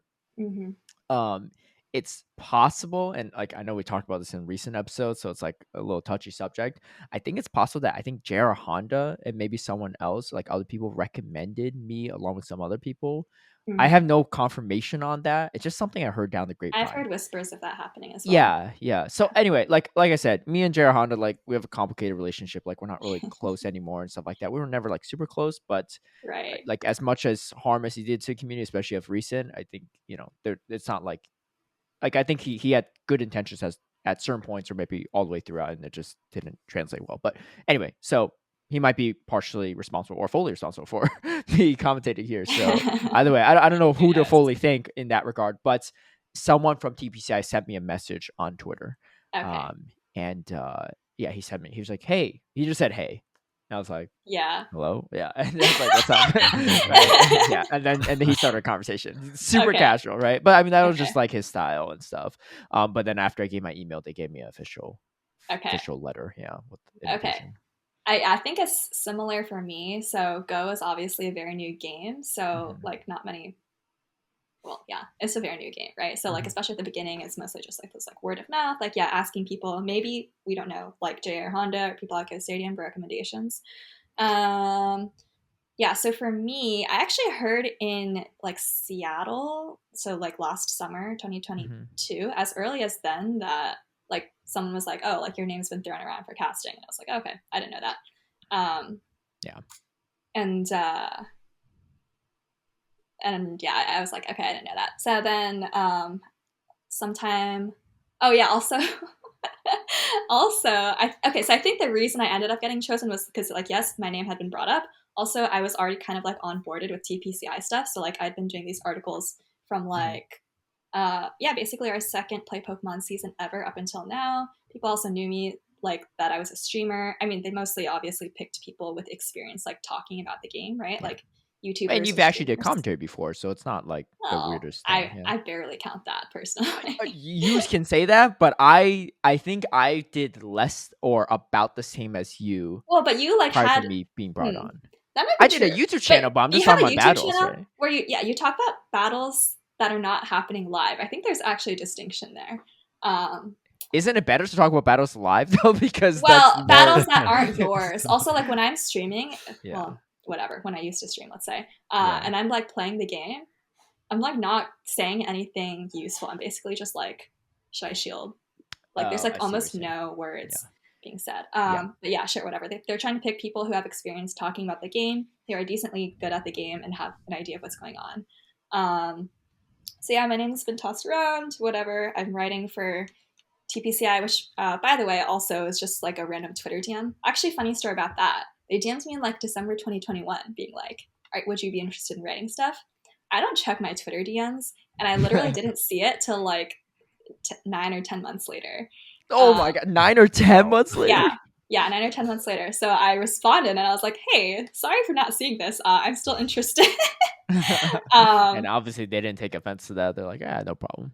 Yeah, actually, so then I actually messaged Enhoff and I was like, hey, I accidentally forgot to respond because I knew she had been writing articles for them. She was like, oh. Okay, I didn't realize that. I wasn't sure. So she started writing before you, technically. Yeah, so before I started writing, she and Gabby had, I believe, each done one article. Wow. Like, I thought you started writing even before them, but I guess not. No. Yeah, so they did stuff at the end of the 2022 season. You could have been writing 9 months prior. No, yeah, I could have been. So yeah, then Enhoff was like, I'll go bump them about it. And then when they reached out to me again, like a month later, they're like, hey, I actually got really good, like Enhoff has said really good things about you, so like let's like make this work. So I don't know, man. I think it's all just people advocating for you behind your back. Yeah. Well, Go ahead. No, go ahead. Say what you're gonna say. I was gonna say, I do know in EU at some point last year when it was like unofficial stuff, they had like public, like you can send in a reel and we'll review this. As of right now, for Go at least, I think it's pretty like behind closed doors. But I think the writing thing probably for me, and then like I was like a known streamer, so people knew who I was. And then they just reached out and was like, hey, are you interested for this upcoming season? This is also on Twitter. I was like, yep. How's that? Cool. So I will say one thing. I don't think I've ever told you this, but I actually recommended you pretty early on. You told me. Okay, you told me this in Fresno, I think. Okay. Yeah. Well, I don't know how early on you're talking about, but so this was about March or April of 2021. Okay. Yeah. Yeah. So essentially, long story short, is I couldn't make it to Indianapolis Regional because I had a wedding to go to, and I was slated to commentate for that one in Milwaukee. and so they had to just drop me because no one wanted to swap and do Indianapolis, and like I would take like, I guess the only other regionals was Vancouver, right? It was Vancouver, Indianapolis, and Milwaukee were the only 3 for NA the first year, outside the international. So no one that did Vancouver wanted to swap. That wasn't right doing Indianapolis. And I was like, hey, look, we got a bunch of dudes casting. We need some diversity or something, right? I was like, thank so you for... yeah. So I recommended Yeah, both yeah. you and DeFi, and DeFi was, because DeFi technically wasn't a part of the original like cast. She was in the she was casting the first season, but she didn't get that same email at the same time like everyone else did. But I was like, dude, she should definitely be included, and I think you as well. And honestly, when I was recommending you two, I literally was like, these two they've commentated more than I have, right? Like I've done like a few grassroots here or there, but like I've done less. You can say what you want about me doing my YouTube videos. I had done 3, and it was all GPLA. And I did like 2, maybe. I did like 80, maybe I did 3 or so, but yeah, I don't know. I just, in my mind, I thought that you all could have provided maybe more than I could have. And this was before I even commentated for EUIC or anything. Right. So, all right, thanks, Caleb. But maybe I mean, don't even. It's not. I'm not even asking for like gratitude or thanks or anything, because like honestly, Caleb wants me to shout him out every time I tweet about No, I don't. I really don't. I only say this because I didn't do that for like any I mean, I didn't even tell you when I did it, right? I was like, hey, by the way, I just recommend. Like, I only said it like, I think I just brought up an offhanded conversation because you were like, I don't know how they got my name. I was like, well, I mean, I might have said something, but you've told me this story before, actually. But the thing is, like, I only did it because I thought that both you and DeFi deserve it, and I still do, right? Because the work you did, it's not about me in any way. It's for the growth of the game, right? Like I want to be surrounded by great casters, right? It's it makes my life easier. It's better for the game and the growth of the game and just in general. So I say this, and I've recommended other people too, right? They're not a part of the official broadcast yet. They might be, they might not be. But at the end of the day, like I think based on what Soph said too, a lot of it's just on you as individuals, right? Like you gotta put in some work, right? Whatever, as humble as you may be or whatever, you definitely put in work to get to where you are, right? You didn't just like you streamed a lot, right? Especially in the early days, you did commentary. Like you know the game. Like they didn't pick you as a writer. Like imagine they pick. I'm not going to name names, but imagine they pick someone that doesn't really know the game, especially at a high level very well, or don't know the players that play the game. So I've read your IC articles as well, and you say like, hey, these are players to look out for, right? And you're not just saying like, oh, because they top cut here, right? But you're saying like, oh, this person's like very well known in the grassroots scene. Like when you did an OCIC preview, you had like Inner Bloom on there, and Inner Bloom, I didn't know if he even played any regionals, but I know he's really good at the game, right? Oh, can I have fun fact there? Yeah, you can. I DM'd Inner Bloom before writing that article, being like, who should I put here? And he was like, actually my pick to win OCIC is Jakobovich. And I was like, I've never heard of this person. Like, I can't put that, like, I literally would have nothing to say other than like, recommended by a person. You could have predicted the future. I know. And then I DM'd afterwards and was like, I guess I should have written that. Well, you say that, but who knows what could have happened.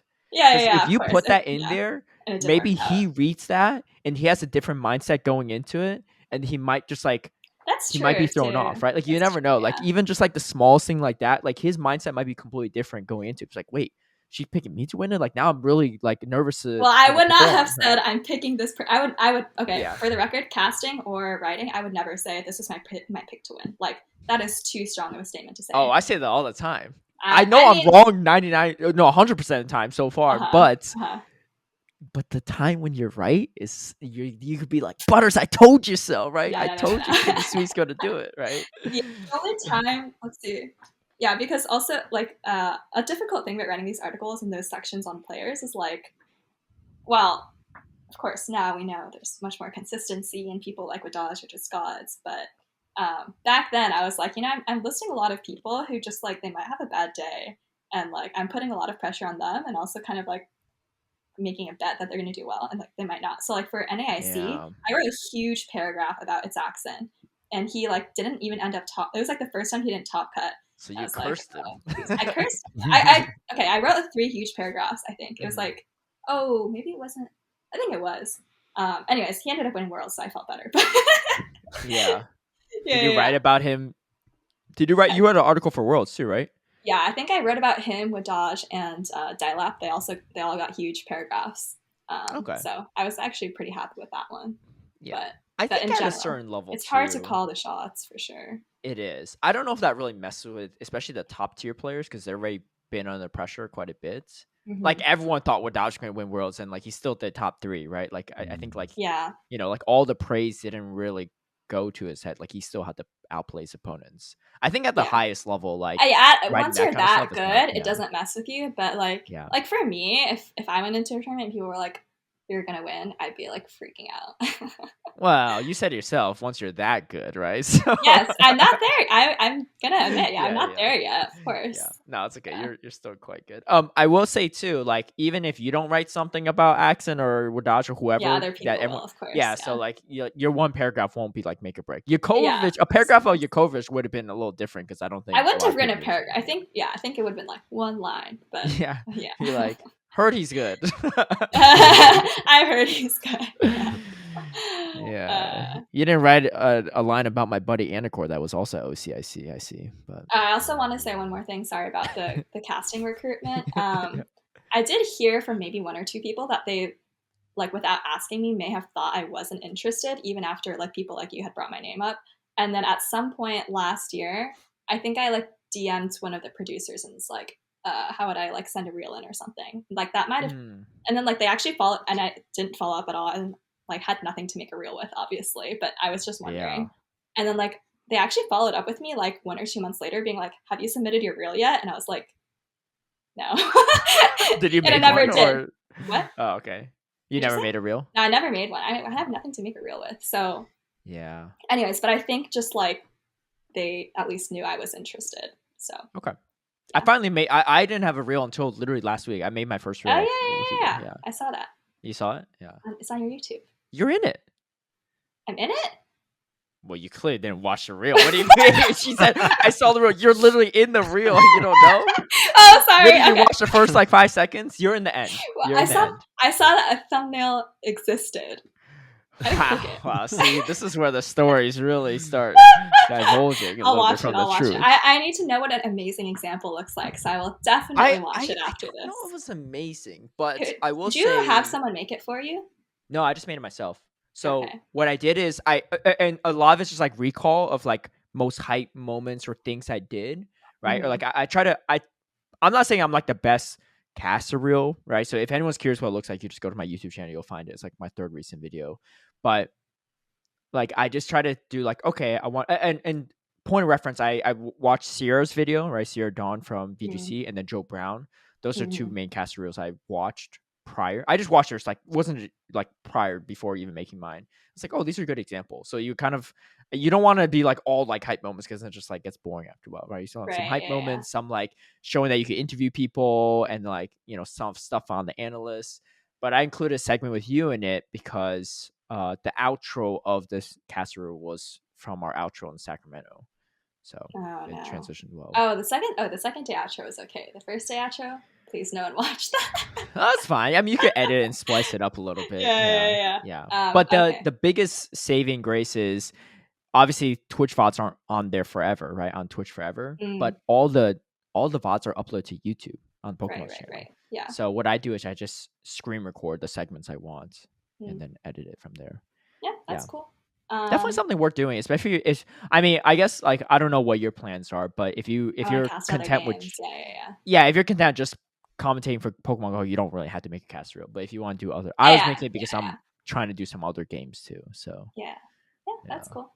Once I have like actual footage, I might try to throw some. You have some. You have some. Your shriek was great. I mentioned it in my cast reel. Actually, your scream in Sacramento. Oh no! I actually mentioned it in my cast reel too. Yeah. I know. You mentioned it. I remember at the end of day 2. Yeah, in the end. So for those that don't know what I'm talking about, it's not that exciting. You know, it's that time of week, Anicor. I'm throwing this clip in this episode right now. Oh no! And switch out into the superior, reaching for it to catch the dynamic punch. It's gonna be, so obviously you both already seen it, but now the audience has seen or listened to your shriek, which I thought was hilarious. on the a catch that Elite made. I think it was Elite or Haydonis, but it was in that think game. it was Elite. I think Elite Haydonis like caught a DP or something, but I don't think it impacted the game. I was just like, I don't know. yeah. Like I watched it back and I was like, this game was over a long time ago. What was going through your head when you screamed? I've never heard anyone scream mid broadcast. Well, I don't know. I mean, so I think that set of battles is probably what I was most hyped to cast because like I like both Elite and Haydonis. They're both very good. They're both good friends. It's kind of sad they had to play so early, but I don't know. I was just like, I was also a little sleep deprived that day. I think I slept for like 5 hours, so I don't even know. Oh my gosh! Thinking, yeah. I don't know. I just saw a catch and I was like, well, also, okay, I'll say one thing that gets me nervous is when people throw charge moves. Well, they have to throw when they're like 1 HP or like 100 energy. So just like getting close to that range kind of makes me a little bit like nervous. So, and I'll just kind of built up, I guess.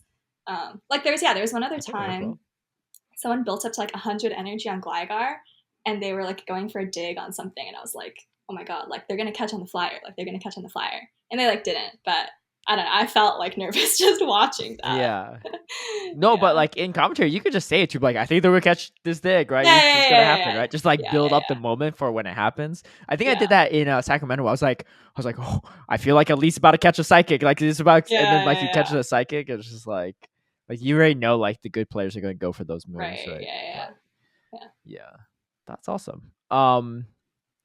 Yeah, I mean, I personally thought you did great, especially your first time on the official broadcast too. I think you had a lot of positive reviews on Twitter as well that I saw afterward. But yeah, looking forward to seeing you at a future one. We'll see how it goes. Make sure you tell them you can't cast LA because you have to. You need a rematch against Caleb. Of course, yeah. It'd be cool to cast with you, Copium. Maybe. I'd be down. You'd be down. I'd be down. Yeah, I always joke that like I've never been paired up with Mark's son, and I was like, I was like, maybe it's because they're just too scared of having too much diversity on screen at once. Someone made that exact comment to me about you and me casting. No, about you and Mark casting. Oh, gotcha. I think it's someone you've made the joke to before, but probably. But the thing is, like Necra and Aaron Zhang have cast like together at like Worlds and stuff, so it's not like. Also, I'm sure like it's just a style thing, right? They want to put you with Butters, who's like. I mean, sure, but there's been times where I've been at the same regional as Butters, and like I wasn't like it was Pittsburgh. Butters casted with Mark, and I casted with DeFi. Oh, interesting. Yeah, but I casted with DeFi a lot too in the past, but. I'd be down. Like I think you just put in a request to do it, and it's possible because I think Gabby and DeFi wanted to cast together at least one of the days to get 2 women casting for Go, which was the first time ever, and they made it happen. Right? They're like, yeah, we'll honor that. So, could be fun. Yeah, if you want to put in a request. If we don't end up doing it, then I'll know that you never put in the request. So. Oh yeah, I'm not putting in the request. Just like before you get offended. No, it was fun. It was very fun. I can definitely see why you picked casting over competing. Yeah, there's definitely times I'm like, I wish I was battling, or like, especially when you see someone make a misplay, I'm like, man, I could have played that better. But then at the same time, sometimes if you're playing, it's just stress. You're just stressed and you get like swept, and it's just like you feel awful the rest of the weekend. I know what you mean. Yeah. It's you see elites coming up as your next opponent and be like, dude, why couldn't someone have taken him out by now, right? I know for you did take him out early and you had the rematch against him. But in my mind, I'm like, if I keep winning, there's no way I'm facing this guy, right? Like there's so many people he has to battle before me. That's what I thought. Yeah. Okay, after round 1, or not round 1, his round 2, I was like, oh, yeah, I'm set for the tournament. Like, this is fine. Everything's great. You're set for the tournament? You still have to face me? What do you mean you're set for the tournament? Well, okay, actually, so I saw the bracket. No, you were like on the opposite side of the bracket too. So I was like, I'm not going to have to play till pretty late. But yeah, after that, I was like, oh, I'm set. Like, losers bracket is so long. Like, we're cooking now. We were not cooking. To be fair, we were in the hardest bracket for sure, and you lost to 1 and 2, so that's actually not too bad. But yeah, I think it's definitely there's pros and cons for sure. But speaking of tournaments and regionals, I know we had Lil recently, and I only watched parts of it. I haven't finished it. I know who won it all. Go what's his name? Galaxabolton? Yes, Galax Smoother Tappers player, I Galaxabolton, believe. yeah. But like who just started their Twitter account like yesterday. No. But- That's not true. I've seen them Yeah, like he's like had or a retweet Twitter things from account for super time. long ago, but they've just Oh. never tweeted. Oh, he just never tweeted. Oh, I got I think you. so, yeah. Oh, you know who else is like that? Triptondo. Oh, Triptondo yeah. doesn't tweet much, but he tweets at stuff and likes stuff. Also, shout out to Triptondo who made Topka as well. One of our fellow listeners one of our regular listeners for Balcast. I'm sure there's other regular listeners as well that maybe made Topka, but I know that Triptondo comments on a lot of our videos. Oh, yeah, Triptondo is very. Triptondo has a great Discord server, by the way. Speaking of those, wait, say that again. Triptondo has a great Discord server. Oh, really? Of those. Yes. What's it called? Mud Trip. It's like there's no activity in the server. It's just Mudkip emotes. Oh, wait! I want to ask you before we get too far into this. Okay. Is Mudkip your favorite Pokemon? You have like Mudkip everywhere. I'm surprised there's no Mudkip plush behind it. I don't even know why the Torchic's there. Now that I think about it. Oh, they're over there. Okay. Is Mudkip my favorite Pokemon? Yeah, it's pretty cute. You know, I like the small, cute ones that are also OP. So it evolves into something that's OP, and it's very cute. That's fair. But Mudkip is really mainstream, so I also have Chikorita to like diversify the branding. What? I've never seen you post anything Chikorita. What do you mean? What? Really? Have you seen Chikorita content from her, Anicor? I mean, oh no, I'm maybe not the best person to ask. so no, right? Is your answer? Okay. I need to up the Chikorita branding then. Yeah, this is the first time I hear Chikorita. I was like, what? Well, maybe this is too early for you, but I used to play a lot of Meganium and Go Battle League.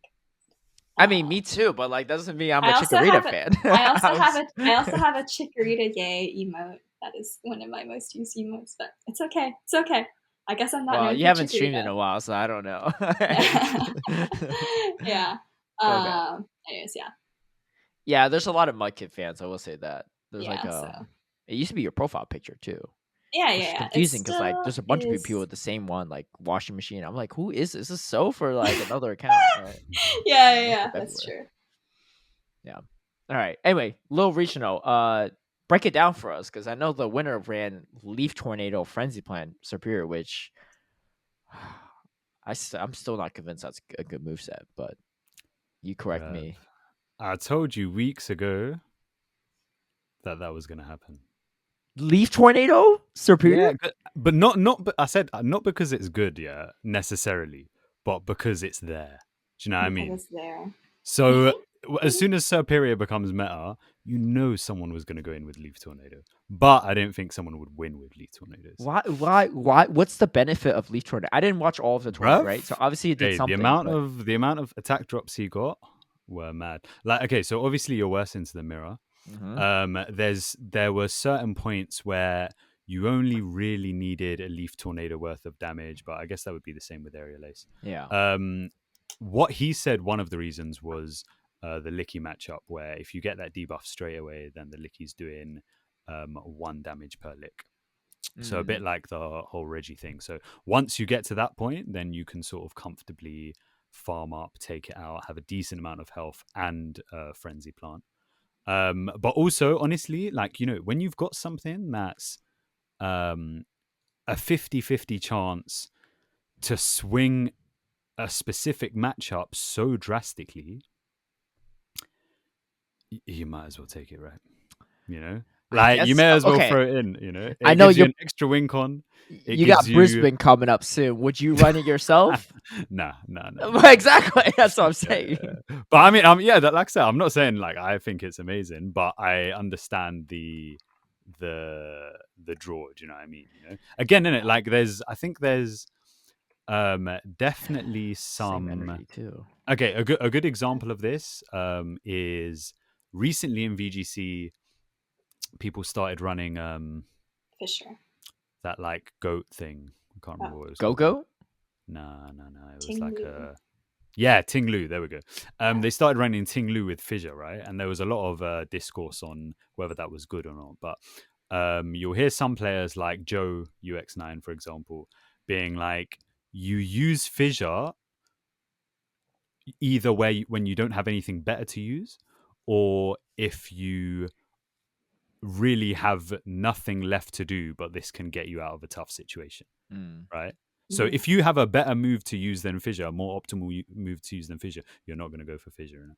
And I feel like Leaf Tornado plays in a similar way where, you know what, if you're losing the match and you throw a Leaf Tornado and it goes your way, you're back in it, you know? Yeah, but And like then you if you've got... straight up lose the mirror so hard. Yeah, And but I mean, I'm Venusaurs, guessing those his... are And somewhat Venusaur existent. too. Yeah. Yeah, but I mean, his... take a look at his team. I'm not saying like he played poorly or whatever, but I'm just saying that he probably could have won with just aerial ace. I haven't seen all the footage. Yeah, Were there really any times he was like, oh, I needed this Leaf Tornado? Yeah, actually. I mean, you know what? Okay, there were definitely times when the Leaf Tornado came in clutch, yeah? Like Okay. getting the debuff came in his favor. And he But needed it. Like there aerial was- ace couldn't have done the same thing. Yeah. But there was also times where the Leaf Tornado debuff, you could see how much it played on his opponent's mind. Yeah, like if you think you mauled in GBL when Obstagoon gets double Night Slash boost, yeah, bruv, imagine being in the finals and getting a Leaf Tornado debuff. That's fair. I'd like never want to shield anything. Do you know what I mean? Literally, like you had people like really questioning their Dude, shield. 50% chance for 2 attacks HD buff. That's actually pretty big. Exactly. Yeah. Oh, I also need to watch the footage and see how many situations there were when it was actually like the only thing that could get him that. Because like most of the time, you just would go for consistency. Actually, I have a shout out to Heidonis to make. He was like drafting a ton of teams before Sacramento, obviously. And one of the things he said was like Leaf Tornado superior, and I was just like, no, dude, like stop. Did he DM you recently? Winning. Was like, yo, what I say? I DM'd him yesterday morning, and I was like, my bad. Cost my whole regional. Well, to be fair, he had a lot of ideas that I was like lukewarm about. I'll just say. When you shoot that many shots, you're eventually bound to hit something. But yeah, exactly. Yeah. But I mean, outside of Leaf Tornado, I'd say in my opinion, two of the most significant things this tournament were three significant things this tournament. We'll start with the least, I don't know if it's surprising, but Shadow Venusaur looked super good all weekend. Like, really? A lot of players were like their obviously, okay, there was only one Shadow Venusaur that made top 8, but generally in a lot of the games, Shadow Venusaur put in a lot of work. And I don't know if it's just a case of... Can you tell us why someone should pick that over Superior? Shadow Venusaur is more likely to be able to like 1v3 a whole team compared to Superior. So but you also need to spend both shields if you're going for that 1v3. You do, but I think, you know what, this is like something Nighttime Clasher said when we were interviewing him a couple weeks ago, where he always tries to put in like 2 sweepers or something along those lines. And Shadow Venusaur is one of those ones where, you know, again, if you get hard countered on the lead and hard countered on the swap, it may be 2 shield Shadow Venu that can just win you the whole game. Do you know what I mean? So like obviously there's other Pokemon like that, but at the moment Shadow Venu was looking really good. There was a lot of Frostlass around, and you know, if you safe swap your Shadow Venu, you can't safe swap that Frostlass really. You can't 2-shield Powder Snow down? You can, but then do you know what I mean? You're really committing to that play. And you know, if they've got something in the back that can just eat all the energy, then it's not that great. If Tornado becomes the play, like Shadow Venus. Yeah. So that was one thing I noticed. The second was honestly, Carbink was looking pretty good. Yeah, dude, Carbink was looking. Carbink really good. was cooking too in my local, and like the meta looked very similar. Like it was. I honestly think that. I after watching the regional, I was thinking like, I want to try it. It just beats so low in Sand Slash if you just let one Rock Slide go. Yeah. I was like, wait, this is not a bad matchup. Like you really worry about Swampert, the grass to a degree, although you can hit the grass for neutral, and Registeel. I faced one Registeel yesterday, and maybe one Swampert that they didn't even bring. I mean, if you're facing Registeel, just don't safe swap it and you're blessed, right? I legit like safe swap Carbink in a couple of my games. Yeah. There was a few people doing that over the weekend, and and some people not doing it where they should have and lost the game as a result. Yeah. Man, I'm kind of bummed, man. I want to be the first person to make Carbink go all the way or do well. I mean, go all the way is still possible. Elfin Flosh got second, though. That's pretty high up. You've got limited time, though, because Clodsire, man, I'm for the sake of my Carbink, I hope Twastel and Co are right about nerfing this to the ground, but I don't think so. I hope not. Honestly, I'm like surprised it took Carbink this long to like become, or like it was like very prominent right this weekend. But I think like at Go Fest, like I thought everyone was like freaking out. They're like, this thing's gonna be a god, and it like was barely there. Do you know what? So I think that in Pokemon Go, we don't have as much I don't want to say creative thought, but we don't have as many people kind of taking charge of their own ideas, right?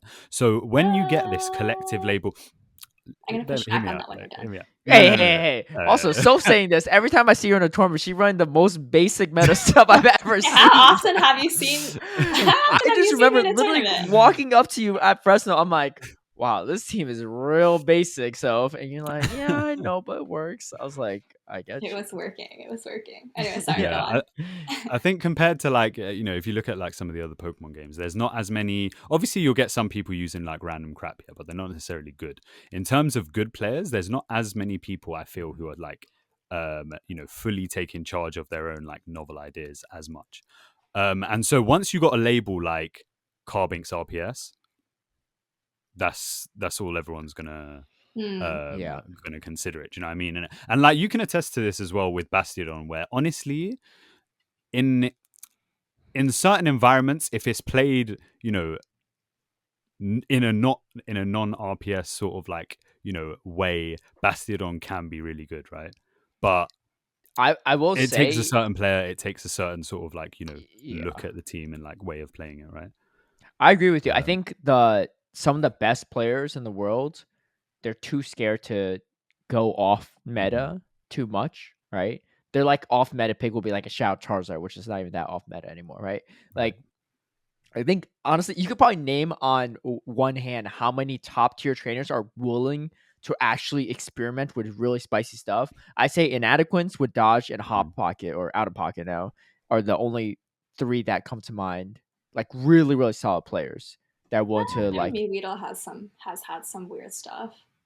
He had no choice. Yeah, but it was his only mon. Yeah, he doesn't have a lot. But I think also Weedle like. But yeah, it's true. No shade on him too, but he's not as like consistent as the other ones, right? Like, sure. Like he did Stuttgart. He won Stuttgart. He won Worlds for Junior Worlds or Senior Worlds, but that's about it, right? So, which again, no easy feats by any means, but I'm saying like people that like consistently top cut, right? Yeah. Like in the conversation of being some of the best in the world, I think Yeah.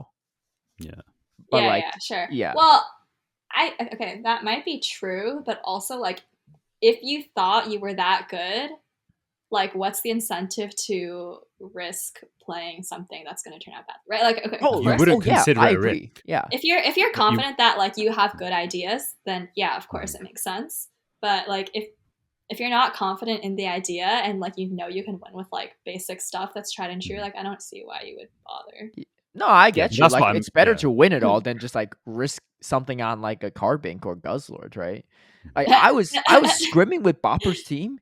And holy crap, that team was hard to run. I was like, how do you win? Like Guzzlord it was not like a better Umbreon, but it was losing the mirror matchup in the zero shows. I was like, what are you doing? Like you just have a worse match against Metacham and like you're less bulky. Like I don't understand. Yeah. You have no coverage in the fairies, but I don't know. He played really well, but again, like it was when I saw I actually scrimmed his team versus Elite's team because I was helping one of my patrons prep. I was like, you should just run Elite's team. It's pretty strong, right? Outside against Charm Ninetales. And I was like, let me run Bopper's team. Let's see what it was like. And I was like, I couldn't get a single game off this guy. I was like, what the heck? Like this, no wonder why he got swept. Like this is a hard team to pilot. It's just like yeah. Well, okay. Here's my opinion. Okay, so as we all know, someone at Worlds was like 4th or 5th with 5 Pokemon, right? Mm-hmm. Yeah. Yeah, exactly. So I think like you have room for like one like really spicy thing, and then you like pretty much never bring it unless it just like happens to be a core breaker. Like I think that's fine. What I did with Bastion all season last Yeah, season. exactly. Yeah, so like I don't think if you just see, you know, some spicy Pokemon like on this Jacobos graphic or whatever, it's like doesn't necessarily mean that's like what they like what got them there and things. Opera did use the Guzzlord a lot though, I will say. He did. Well, yeah, because he didn't have Umbreon, so he had to. Right. But I think like you're right, but you do lose a lot of coverage, right? Because if I didn't have a Bastion on that slot, like let's say I had a Swampert or like a Lantern, right? I would have been better into Elites alone Sandslash. But I just threw in another thing that's just weak to a super meta Pokemon. Yeah, like even have my own alone Sandslash, that would have made my life a lot easier, right? But I mean, Elche just played crazy well. I don't know. Yeah. But yeah. But to your point, I think Carbink, yes, is really. I think is a symptom of yes, really talented trainers are not willing to try it. But I was trying to team build around Carbink as well, and I just like couldn't figure out how to originally.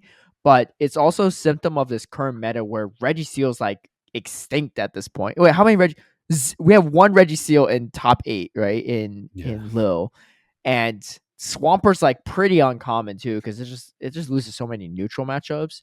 And then you have the occasional grass. There's as many Shadow Magnezone as Registeel in top 8. Yeah. Actually, you know, another crazy. There's as many Shadow Magnezone as there is Swampert as well in the top 8. So again, there's not many checks to this thing left in this meta. And then Alone Sandslash, if you play enough, you realize like, wait, Alone Sandslash doesn't even beat this thing either. Like consistent, you have to shield. It's not Bastion. It's like a way safer Bastion, which is it's not as polarizing, but it's so safe. I was just like, wait, you beat Lickitung as well? Like it's just really solid. It beats Gligar too if you're shielding through. So I think part more so than not, it's more of a shift in the meta that made it succeed. But I think it is also like better players like Elf and Flange like willing to try it, right? And yeah, I don't know. I was just I want to be that guy to make it work, but I got beat to the punch. We'll see, but yeah, Nanquins make it all the way to top 3 with the Shadow Magnezone. Pretty wild. Rev. Yeah. And he used it most games. This is the thing. I think this is something that sets him apart. Like, you know, like you were saying, Soph, some people will just throw on a random, you know, 6th Pokemon. But so far, this, I guess, one tournament this season, but even last season as well, that random 6th Pokemon is never a random 6th Pokemon. Dude, he has like a random 4th Pokemon too. Like he has like a bunch of random stuff. Yeah. But like they all actually come. So I think, you know, last year it was particularly Dunsparce and then Shadow Sableye. Did he also bring a Jumpluff that same tournament in Stuttgart? Yeah, that one didn't take off. Yeah, but I'm just saying though, he's not like me where I just throw in one Bastion and then have 5 meta picks, right? Like he's actually like half his team is like off meta. Yeah. This time around, not so much. I mean, Pelipper used to be off meta until Harjeffi and Seas Wireless. Recently, I guess. Yeah. But yeah, Shadow Magnezone was, bro, that thing was doing work, you know. Mm-hmm. Yeah, I think Inadequate's definitely one of the best players in the world. So yeah. The last time he didn't top cut was LCQ. What? Yeah. Wow. And Shadow his team was Swanna, pretty man. like average back then as well. Yeah. Average in terms of like it was pretty meta. Yeah. What was his team? Yeah, honestly, when I was looking at Galactica Bolton's team, I was like, maybe the Leaf Tornado is coming handy because people don't see it coming. But by top cut, everyone knows it's Leaf Tornado. Yeah. Because I'm trying to imagine like, come November when we have open team sheets, how is this going to play out? But again, you've got like, do you want to spend the shield on what's possibly a Leaf Tornado? Yeah, like it won't even matter. So like the. You know. I don't know. I'm still double debuff by 2 Sages. I thought it was just 1 Sage. 2 Sages is pretty wild for a 50% deep chance, but I don't know. I still think you limit yourself too much not having aerial ways, but that's just me. Yeah, I mean, you could argue like the main reason Serperior became popular is not necessarily the aerial ace buff, but just like the no Altara, no Noctowl, right? Yeah, the Gligar. Yeah. I will say, and Elfenfond Flosh. I don't know. How do you say this name, right? You laugh at you say it in perfect pronunciation. You give it a try. Bruv, the Elephant what? Looks like elephant. Elephant Flosh. Elephant Flasher. Elephant Flasher. Where's the R Flash, though? bruv, there's an L. No, Flasher, like the E Flasher. at the end is like okay. yeah. Sorry, I don't speak German. Bruv, there was some commentators this weekend, yeah. Elephant and Flash. Like it's like, bruv, I don't envy these EU casters because there's so many different languages that these names come from, right? Like the Swiss player. Le Soir I don't even know if that's an I or an L. Le Soir. Yeah. I'm like, yo, if before every game I'm casting, I need to double check the pronunciation on every name. Like, cause it's you tough. write out like phonetically. Yeah. Yeah. If I'm casting Worlds, man, I hope I don't have to cast this games because I won't be fumbling. I feel bad too because I don't like. It's not like I don't want to go through the hassle of like learning it. I just like don't want to offend the players by mispronouncing. Yeah, there's one for Sack that was like Scrostradamus. Right? Oh yeah, I actually know him too. Right? Okay, you say that, but it's like Nostradamus, but with scroll. Okay, but just getting all the consonants out at the beginning. There's a lot. Okay. Yeah, you're right. It's not that complicated. Like you can saying it fast is a bit difficult. I think I slurred his name every single time I said it. Scrostradamus. You say it. Scrostradamus. Yeah, you can't. Yeah, it's difficult to do fast though. Yeah. I know him too. I actually got dinner with him afterward, and I was nice. Yeah, he's like, you could just say Scro. I was like, well, they didn't say we could just say Scro, so I just said the full name. Yeah. All right. Anyway, Elephant Flashe. right?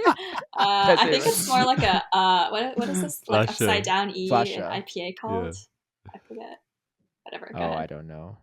Yeah, I was not very great at learning other languages. Anyway, I was planning on running the Mandibuzz and Carbink core myself, going to locals, and I think it's a genius pairing. He did it too, which only reaffirms that I was like, oh, I was onto something. Because again, you don't want to be super weak to grass if you're running Carbink, and dude, that Mandibuzz Superior matchup, I had that matchup this past weekend, and like, it was not a good time for that Superior. Like you just like leave Tornado or Airways, like you ain't going to do nothing, right? But I had so much energy in my Mandibuzz, I was able to take out a half health Lantern with it after, like with the Mandibuzz, just because of how much I farmed off. But anyway, yeah, I think it's genius pairing. We'll see. This Clodsire is coming in at a bad time. How many we got? Like one more regional until Clodsire. I'm barely even going to have this Carbink best buddy by then. Wait, when are you planning to? You keep saying you want to be the first to play, but like, there's not even any West Coast regionals till like May. I guess it's Portland, but Portland's like in January, I think. Oh, okay. I didn't know if you were planning to play Portland, but I don't know. I don't know if I'm commentating or, but if I'm not, okay. Then, Well, yeah. It might turn out that you're not competing for a while, right? True. So maybe Clodsire will be nerfed by then, or something else would be in the picture. The thing that scares me about the thing that scares me about Clodsire is usually the best checks are grounds, and those are going to just be counters for Carbink. So it's just like a lose-lose situation. Yeah. It's like Bastion. Like the things that are popular in the meta, all can now, like, to counter them, you need to bring other things that also counter Bastion. There's just like literally no spot for Bastion in this meta. Carbink though, I was feeling pretty good about it until the Clodsire. Do you know what Clodsire is good for? Everything. Arctibax, yeah. Huh? Brav. Arctibax? Don't. Hey, I'm pretty sure Arctibax doesn't even beat Clodsire if you can't land an avalanche. I'm pretty sure. Yeah, maybe not if you don't land it. Yeah, I don't know. Like Soph knows Arctibax is trash. You're on, dude. You know what this reminds me of, Anicor? And I think if I bring this example, you're gonna start making the connection yourself. Go on. You remind me of when Butters was hyping up Ampharos.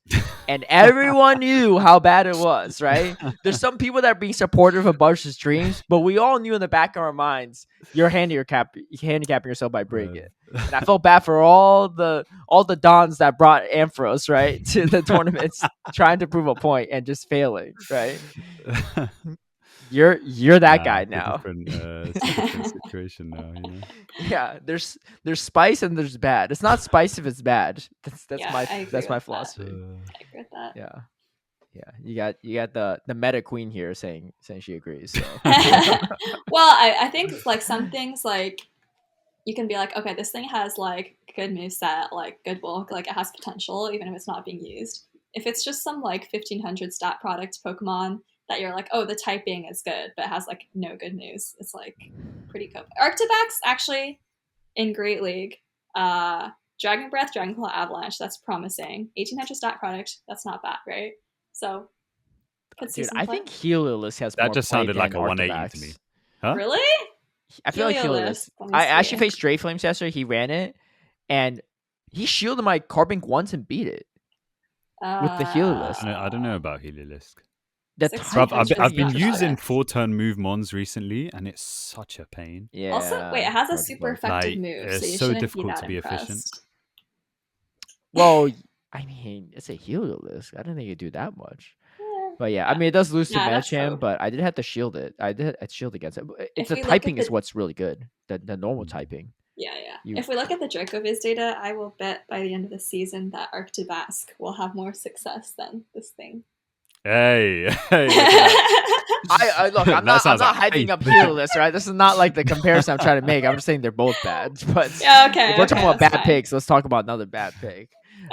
But let's just transition there because you mentioned it too. But I don't think a lot of people know. Obviously, people know Anicor's involved with Dracoviz, but you are also a more recent recruit to the project, right? Yes, I will. With the caveat, I only agreed to help with this one task and nothing ongoing. But I don't know if you realize how big this task is. Yeah. Like how significant this task is. Well, the task is pretty much done, so. Oh, so you're done. You're announcing your Dracoviz retirements. Well, okay. I'll say what the task was. Basically, Dracoviz has lots of data. Obviously, you get usage from every tournament, and it needs to be cleaned so that it can be put onto these beautiful Tableau tables that are on the website. I don't know exactly what Polly was doing before, but it sounded very manual.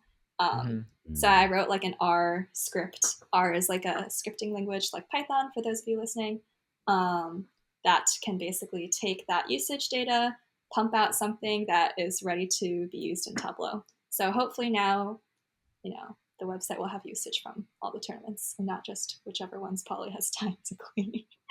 Yeah.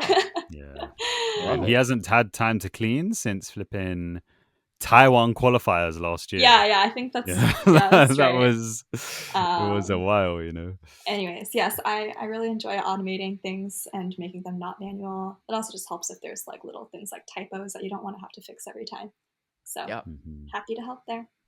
Nice. Yeah. I do appreciate that everyone that works with Dracoviz seems to be pretty efficient with their work. One thing I will say, the file sharing system needs to be upgraded. I'm not going to name names, but certain people gatekeeping some of their files a little bit too much. No, it's just that when I asked for like, oh, can I get examples of these files? It's like 2 people individually just post the attachment in a Discord message. And like for all my collaborations with for school things, it's like Google Drive, Box, Dropbox. There's no shared one for Dracoviz. Weird. You gotta get on that, Mr. CEO. Yeah, this project's in the works. Yeah, it's okay. It's not a big deal if it's like for this coding file. I don't anticipate that Polly's ever gonna need someone else to run it, so it's fine. Yeah. Wow. Okay. Well. Yeah, but you know what? For the listeners, what this means, in my opinion, this means more meta development. More what? Because the amount of data that you can get more meta out development. of the amount of data you can get out of these tableaus going up, in my opinion, will push the meta in a certain direction. You'll be able to get like a better snapshot of what the meta is looking like right now over the course of the last few events, and you'll be able to make those calls that I was talking about the players not being confident enough to to bring certain things. You'll be able to make those calls with more confidence. Yeah, I think that's right. More data, more information out there leads to development of the metagame. I think that's right. All right. I like it. Well, we'll see how it goes. Like I said last week, y'all have monopolized the market, Dracoviz. So, better be responsible with your work. Is all I'm saying. But it's good to see that you're helping out as well. So what's the future look like for you? I know you have obviously IRL stuff, so your dream might not be to commentate Go for like a full-time career or other games, but like what is you know what? If I could what is your hopes and commentate one dreams? Go tournament every single weekend, guaranteed job security, I would totally take that. Really? Okay, so Yeah. you would quit. I'm not going to go into the details of your IRL stuff because that's your personal life, but you would quit everything you're working on outside of Pokemon Go to do commentary full time if it was guaranteed like full time salary, like you could live if it was comfortably guaranteed off. full-time salary, job security, like it's fun and pays decently well, and it's pretty engaging. I think that's all you can ask for a job. I would like to finish school, just sunk cost wise, but but it was a lot of fun, and yeah, I think that's like what you want from a job, right? Wow. All right. I'm gonna ask you this again like a year from now and see what a you year think. from now. Yeah. I'm gonna be honest. We're just talking about how jaded we are from GBL and streaming and stuff, and now here like, yeah, I'll do this. That's true. When I started streaming, I was like, this is the best, and then of course. But yeah, I mean, honestly, I was fully prepared for commentating to be like a lot of work and like not that engaging, but it was really fun. It was like so much more fun than I would have expected, and I think having the SME helped a lot with that. But it was super fun. Like I had a great time doing it. I had a great time when I wasn't doing it. Yeah, great experience. Yes, future. Well, hopefully they ask me to come back and do more. I think you need to have. You know how Zionic has a boom. Right? Oh, I need it a should thing. Just be this. No, you already have a thing. It's the scream. Yeah. So you have to have like every tournament. You have to have a scream, like a designated like scream catch. Bad for headphone users. It wasn't that bad though. It was it didn't really peak or anything. It was like a very like. That's true. Actually, they have good sound equipment, right? Yeah, it was. Yeah. You need to designate like a scream moment, right? A Soph scream. Soph scream. All right. Yeah, I don't know. Your caster reel could just be like a just all the screams.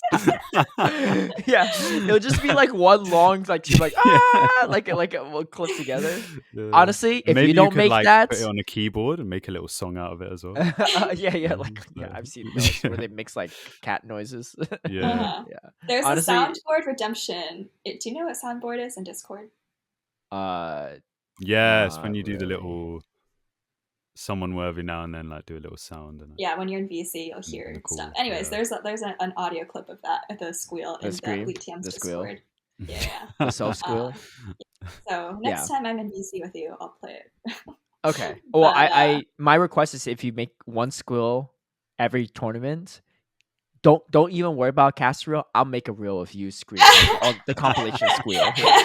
Yeah, the squeals. Soph squeals over the years. Soph squeals over the years. Yes, in 20 years when I'm a full-time caster, I'll have a great video. You could have merch too. You could literally just have a merch like it's a sguil. Like it's perfect. Dude, this is I'm all about that marketing. You know, Anicor. That's sick branding. That is good branding. You know? I do all about that branding. If only Dracoviz took my ideas and didn't name it Dracoviz. Oh my gosh. Where would we be? Where would we be? Not as far as we are now. You know? Yes. Future. Yeah. I mean, I'll keep doing whatever casting and writing that I'm requested to do. Yeah. When I have time, I have turned them down, of course. But yeah. I mean, I don't intend to retire from battling anytime soon, at least. I don't plan on playing like factions or whatever the next iteration of that is, at least in the near future. Really? Are you a free agent or are you just like not into it? I'm just not. I'll put this on the record. I have no intention of competing in team-based formats in the foreseeable future, and if I did, it would be for Elite TMs. Okay. But so no one hit her up in DMs trying to recruit her. You know what would be a crazy wild story if she started playing for NEB. Oh boy. I have It's like, all right, you all need to unblock me before I join this team. Only one person has been blocked. Yeah, I figured I'm just exaggerating. Yeah, I don't know. I mean, I'll just be around. Like, basically, whatever I've been doing the last couple of months is what I intend to keep doing for the foreseeable future. Do you I don't know your background in gaming in general. Did you like play other games and stuff, or like, and if so, did you ever want to do commentary for other games, or you're just like, I'm mostly focused on Go or Uh, maybe TCG and stuff? Like, I mean, honestly, you could do a crossover TCG casting. Like, I know Sierra's done commentary for VGC and TCG, so as Dawes. yeah. So there's the opportunities there if you're willing to learn and want the opportunity, because you already have it in with TPCI. Yeah, honestly, that'd be super fun. I think at this point, I'd like the amount of knowledge you need for TCG is like kind of insurmountable. But if I knew enough, I would totally be down. Other games, I haven't thought about commentating. I mean, it's not really something I thought about much until obviously I started streaming and stuff. But like in high school, I watched a lot of like gymnastics and basketball, and I was like, you know what, being a commentator would be pretty fun. I never really thought much of it, but Yeah. I guess I'm doing that now. Nice. Yeah. That's awesome. Well, we'll stay tuned, I guess. Did you have any other questions you want to ask her, Anicor? No, nothing that comes to mind. I got a question for you. So, Okay. do you think Klotzai would have any play in Ultra League? Klotzai? Let me check the stat product. It's like the stat product similar to Lantern. It like powers up to like 2300, but like a little less than Lantern. That's too. Because Anicor's convinced it could be good, and we have like a I'm short-term convinced, bet bro. of like whoever hits veteran first next season, the other person has to play a full day of sets of Klotzai in Ultra League. Me partially, for entertainment purposes, I also hope that Anicor doesn't even find a hundo, so he's running like an 82% like Klotzai in Ultra League, which would be just funny content. The chances of that could be high. Yeah, based on how much you grind, yeah, I agree. I'm gonna be honest. I thought Lantern would have more play in Ultra League than it does. So what do you mean? Lantern's so good in Ultra League. I think people, especially in limited cups and factions. But yeah, I've definitely lost to a couple Lantern and Open Ultra. Yeah, I've seen it used in limited metas and in factions. But like, I thought, like in my mind, 4,000 stat product is pretty decent, and like that's around what Lantern has. Yeah. But it's like not when you're not doing much damage. Like if you're a Swamper and you're like 37, that's fine. You have Hydro Cannon, but somehow it just doesn't hit hard enough. Especially like once you're in Ultra League, the like lack of DPE really shows. Like non-stab serve, like Sludge. What is it getting again? Megahorn. Megahorn, yeah. It might have much shower, poison jab, and the rest are still like TBD. Could have Stone Edge, could have Earthquake. I mean, Earthquake did get nerfed. Yeah, we'll see. I'm gonna, you know, I'm the BBML person. I'm gonna say not gonna have much play for now, but I'm sure, like, especially if you play like factions or some kind of Ultra League Cup, like, could come up, and you'll have the XLs because it's a community day. So yeah, for sure. Okay, well, we'll see how it goes. But anyway, thank you for joining us. We were over 2 hours too, but I know. I was like, I'm just gonna settle in for 1 hour. I mean, if you weren't bored of us or itching to go, yeah. But anyway, where can people find you if people want to find more about you or stay tuned with what you're up to? Probably Twitter. I think I'm at soph_toph. You can that Twitter will have links to my other things like Twitch and whatever writings I have going on. But yeah, Twitter. And we'll catch you at a future tournament, hopefully either on the commentary side or competition side. Yeah, that'll be good. I hope so too. Yeah, if you want to know what the meta is, just look at Soph's team and you're good to go. Anyway, thank you all for joining in and tuning into this special episode. We have Toronto coming up this upcoming weekend, and then that's going to be the last regional regional, no internationals yet, but last official big tournament before open team sheets. Open team sheets and Klotzai, so yeah, and Klotzai. Big meta shift. I personally think that Klotzai, I mean, I'm not like super. I think it'll be good regardless of what moveset it gets. It just depends on how good you want to make it. But my personal opinion is it's going to be a super annoying GBL because you won't know the moveset. But in official tournament formats, I think it's not a big deal because you'll know how to play around it, in my opinion. Right? If it's got like poison jab, then you already know you're better in the mirror matchup if you have mud shot. If it's got like Stone Edge Earthquake, you know your Gligar is much better, right? If it's got Surf Earthquake, you know your Mana Buster is going to roll through it. So like you could kind of play around the movesets, in my opinion. I'm super happy about open team sheets. Once we have Swiss, we'll be like perfect. Yeah. And once coming in late is fixed. And once what? Coming in late. What do you mean coming in late? Like your mom dies. Yeah, I got you. I mean, yeah, that's a good point. Anyways, Yeah, yes, they're still I'm working excited. on that. Yep. Game work on the first day challenge. Yeah, Anicor's on this. Every region was like, "Yo, this game's still not working on the first day." Oh, do you know what? Yeah, flipping. Day 2 for a little was could kind be of. They had making some. this. I don't know what the technical difficulties are, but they kept like Bro. they were vamping a lot and like restarted the stream. I don't know what happened. I Bruv, think that I'll was tell the you what it stream, was, That yeah? wasn't the Yeah. game, though. Yeah. I'll tell think you a what lot of it times was. it's Yeah. not It the was game, the it's just the flipping intro one-hit KO button that they integrated. Oh, yeah? I was going to ask Bro. this. Yeah, Oh, okay. yeah, I know yeah. you don't love the messages. So, Bruh. what do you think of the little animations, the catch animation, the one hit KO stuff? One hit KO is cool. I think the catch. I've told. Did you see how many times it was an actual one-hit KO? Oh yeah, Zero. yeah. So I understand. Zero. Like from 100% health, Bruh. it's not. I think if it's like 90+%, that's okay. 60? No. Yeah. These men were throwing it on 40. Okay, It what was I was going to ridiculous. say though is, like, the person whose job it is to like click that button, it's an extremely difficult job. Like, so I told Daniel, like, I was like, the catch thing is cool, but it is way too difficult for the person who's doing all this other stuff to also keep track of that and know when it was actually like a catch, you know? Like, if I'm like doing other stuff and I look on the stream and I see someone swap in and charge move come in, like, should I just put up catch even if it like literally doesn't matter, or like the mon was already locked in and that was the thing they were going to show? Like, no, but you probably wouldn't be able to distinguish that. I think it would be cool for like replays, because you're actually like, this is a pivotal moment, but I think the way the technology works right now, it's a little difficult. But Yeah. Personally, I think it's cool, but as it is like hard to tell when you should be using it. And I think when it's used incorrectly, that I'm not a fan. Yeah, you need if you need to give the whoever's running that stuff like their own discretion to know. Like, I think every single catch is just like overkill, right? Yeah.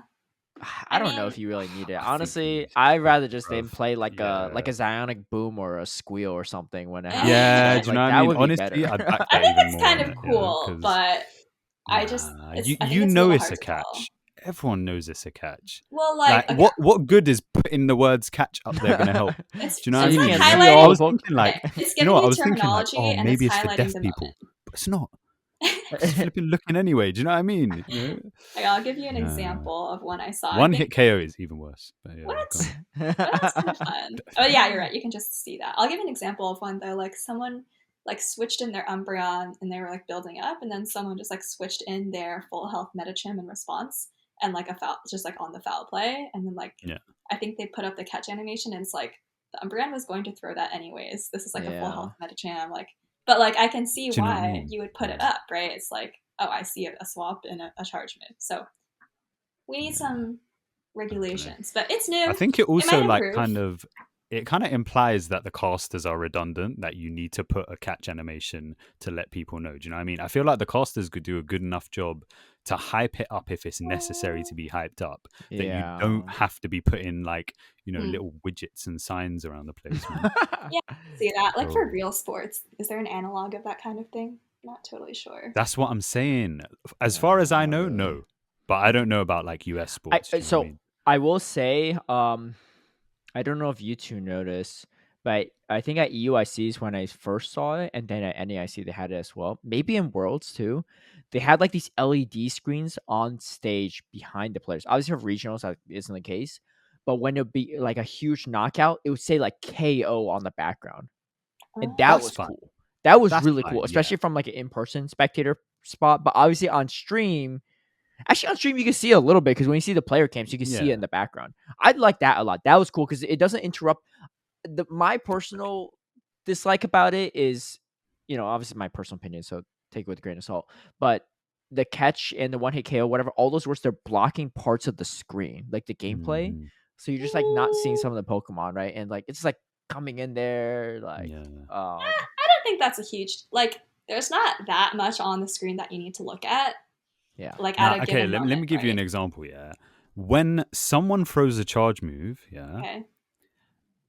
and you're waiting to be like, yo, did this KO? Yeah. And you're waiting to see after the charge move animation finishes if the thing's still there on 1 HP or not. Yeah. All that's gone. Because they've decided to put a 1-hit KO. Oh, it's like spoiling the ending of the movie. Do you know what I mean? Wait. That's the most hype part where you're like waiting. You're just like, oh, it survived. Yeah. Nah, gone. Wait. That can't be. Okay, so I'm gonna be honest. I don't think I've seen the 1-hit KO up yet, but it has that was to mostly at Lil. It has to happen after Yeah, the it was mon only a gets little. KO'd, because otherwise the person doesn't even know to put it up. Right? They're putting it. Maybe I don't that's know why if they're they've putting got, it like, up an once like a advance. Hydreigon taking out like a 5% Pokemon because they know for sure it's a knockout.